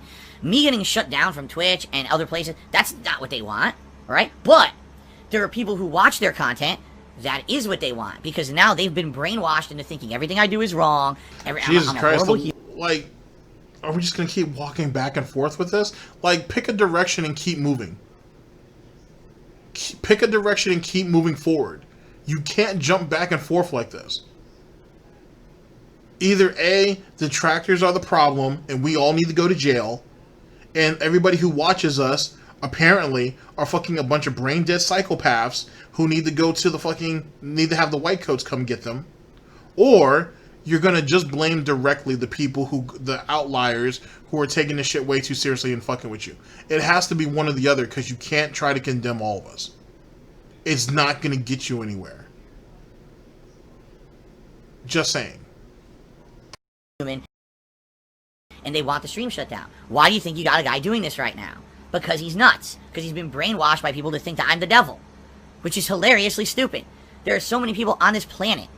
Just in case you guys don't know, LSB, Lightside Bill, he's actually working on a video going over cults and whatnot, and Phil's obvious affiliation with this shit. It should be a good one. I'm wondering, though, This is just me thinking out loud. Because I'm sure he already has the outline for his show, so this shouldn't be a big thing.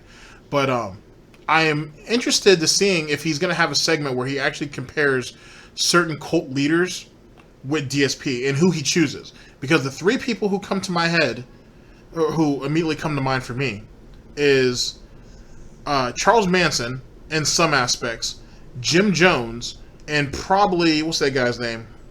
David Koresh, the dude out in Waco. Those are three people that I'm thinking about directly, that I feel like there'd be a good association with. Speaking of which, when LSP announced that, it just by happenstance, I came across this. I guess it was a documentary where that went over this particular cult of polygamists that came out of like Utah or something. And but they owned a shitload of land. They still do, actually. They own a shitload of land in Mexico, and how it was run by three brothers, and how one brother had a fallout with another brother. The third brother, he just vanished. He disappeared for a while, and then eventually he came back because he's the last one standing. But he disappeared before shit got real crazy. One brother kills another brother over bullshit. He tries to basically tries to absorb their cult or their flock into his flock and cult, and then kills another polygamist who he never had any beef with, killed him to draw the third brother out so he could kill him too. It was crazy how far they were going to go for all that bullshit.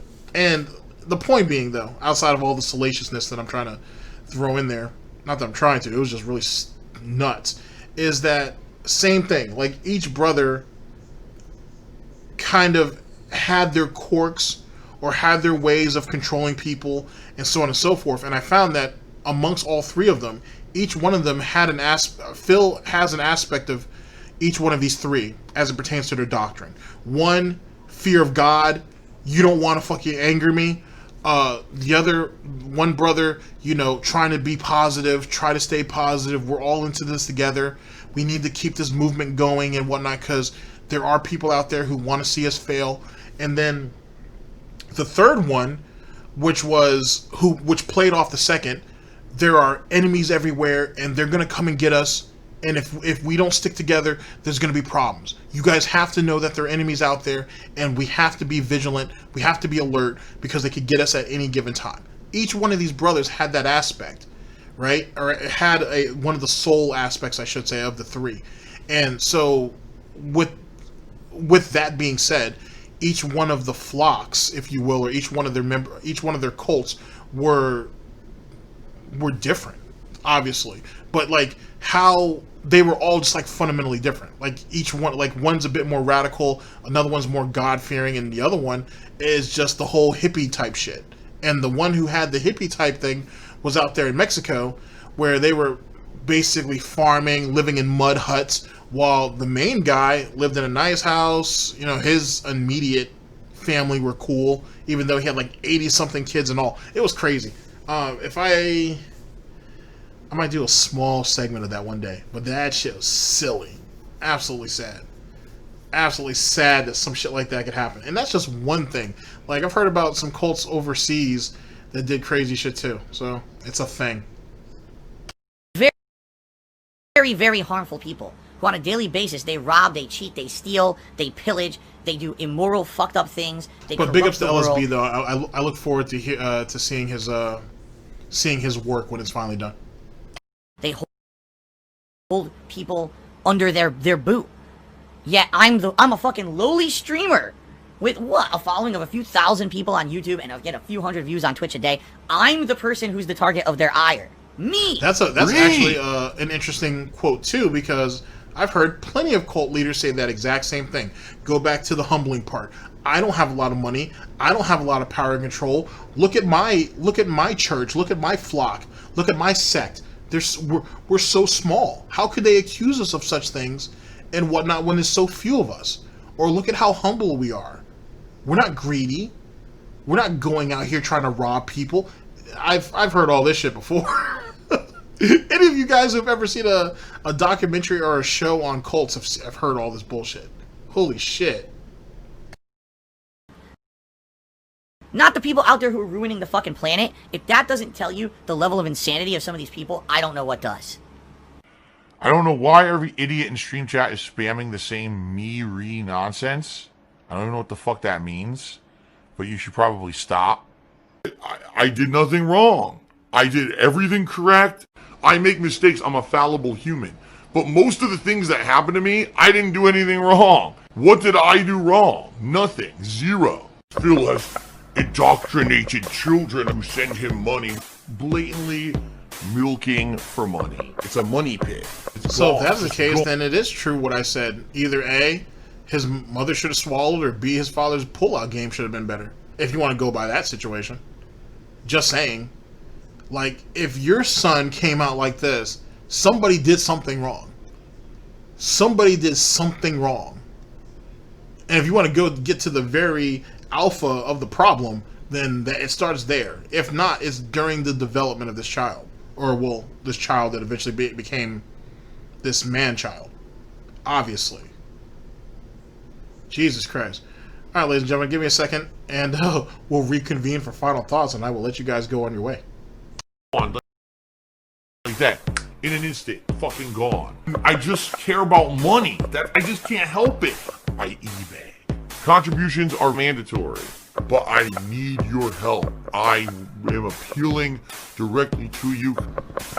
No decency, no respect, no common sense, no fucking maturity. Is the guy who just doesn't get reality.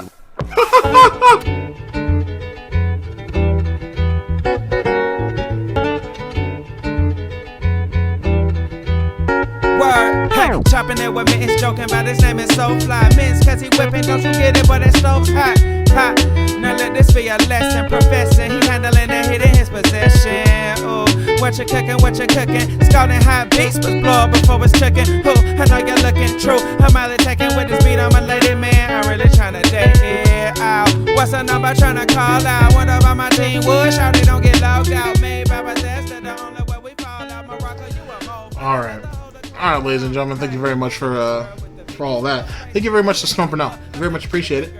It's I'm gonna have a lot of chasing to do to catch up to all this. But I am up for it. So look forward to this for the next few weeks. To be honest, depending on the length of the videos and whatnot, and whether we upload every day or every other day. I'll leave that for other people. Anyway, ladies and gentlemen, so where are we at? So let's see, Street Fighter Salty Madness Night, just getting beasted. Just getting fundamentally beasted in a game. It makes no sense that you've been playing the game that long, and you're that close-minded, and you're mad that you're getting beat up like that. I have no clue why you'd be that mad. That makes no sense to me. Fourth place at Evo, or in Evo's worth nothing. We all do that. So, you know, that Phil actually diminishes, or has been diminishing, I should say. Phil has been diminishing the value of his fourth place finish at Evo for over a decade. Well over a decade. You know what I mean? Because like I said, it was 2015, so that was 15 years ago. He's been diminishing that value since he boasted about that shit on YouTube. So, nobody should, which is over a decade ago. So, no surprise there. Let's see. You're gonna get a lot of karma for laughing at me. Okay, if you say so. To be honest, I mean, if you stopped doing stupid shit, there wouldn't be anything to laugh at you about. End of story. You brought all this upon yourself. You put it out in public, and you did it for profit. You deserve everything you got, as far as I'm concerned. And Detractors basically created fucking Superhound. Dude, you've influenced a bunch of people in a negative way too. If you want to go by this type of logic, you're one of the reasons why Brightside Viking went and did what he ended up doing, and ended up getting the consequences that he ended up getting. You're the one who fucked over Derek and his nonsense. You're the one who fucked over Papa's Colo. You're the one who fucked over Papa Vera. You fucked over quite a few people over the years. You know what I'm saying? You're the one who set back Panda mentally for God knows how long. You know what I mean? You're the one that diminished your relationship and or friendship or whatever with fucking John, Howard, OJ, and the rest of those dudes back in Connecticut. You're the reason why the fucking FGC looks at you as a laughingstock and a fucking loser, and how they debated that you were never as good as you said you were. You diminished your own, you dimmed your own light, basically. And the fact that you feel the need to blame people for that years and years later just shows how pathetic of an individual you are. You deserve everything you got, to be honest. And at the end of the day, a real man or somebody of character would be able to understand that I brought this upon myself. But you're not that. You're a lolcow. And it'll always be someone else's fault because you're not man enough to accept the fact that I made mistakes and I let those mistakes keep festering into the fucking infected wound that it turned into, and that's the reason why that limb had to get cut. Which is being his popularity, his respectability, whatever you want to call it. He did it to himself. And no one should feel bad for that. At the end of the day, all we can do is reminisce on what he could have been. But at the end of the day, nobody has to feel bad for shit. Ladies and gentlemen, thank you very much for listening in. I very much appreciate it, and I'll see you guys for the next one of these. Possibly later on today. But we'll see. If not, hopefully sooner than later. Ladies and gentlemen, this is the Snort Report, and this is DSP News. Always late, never breaking. Unreliable coverage that you can't count on. Oh yes, a GTG Networking Productions. For DSP News and SnortBucks Coffee, I've been your host, /anchor GTG, and I'm signing off. Take care of yourselves, guys. End of broadcast. Holy shit. Word, hey, chopping it with Mittens, joking about his name is so fly. Mittens, cause he whipping, don't you get it, but that stove's hot, hot. Now let this be a lesson, professing, he handling and hitting his possession. Ooh, what you cooking, scalding hot beats, was blow up before it's cooking. Ooh, I know you're looking true, I'm out attacking with this beat, I'm a lady man, I'm really tryna date it out. What's the number tryna call out? What about my team? Wood, shout it, don't get logged out. Made by Bethesda, the only way we fall out. Morocco, you a mole, find another hole to crawl out. Hey, I'm sick of squirrel with the biggest girls. Laces the case get up, I'm thinking stripping girl. Damn, how sound that cliche right? Well, I flame out brain, I'm the PK type. Come and rest in my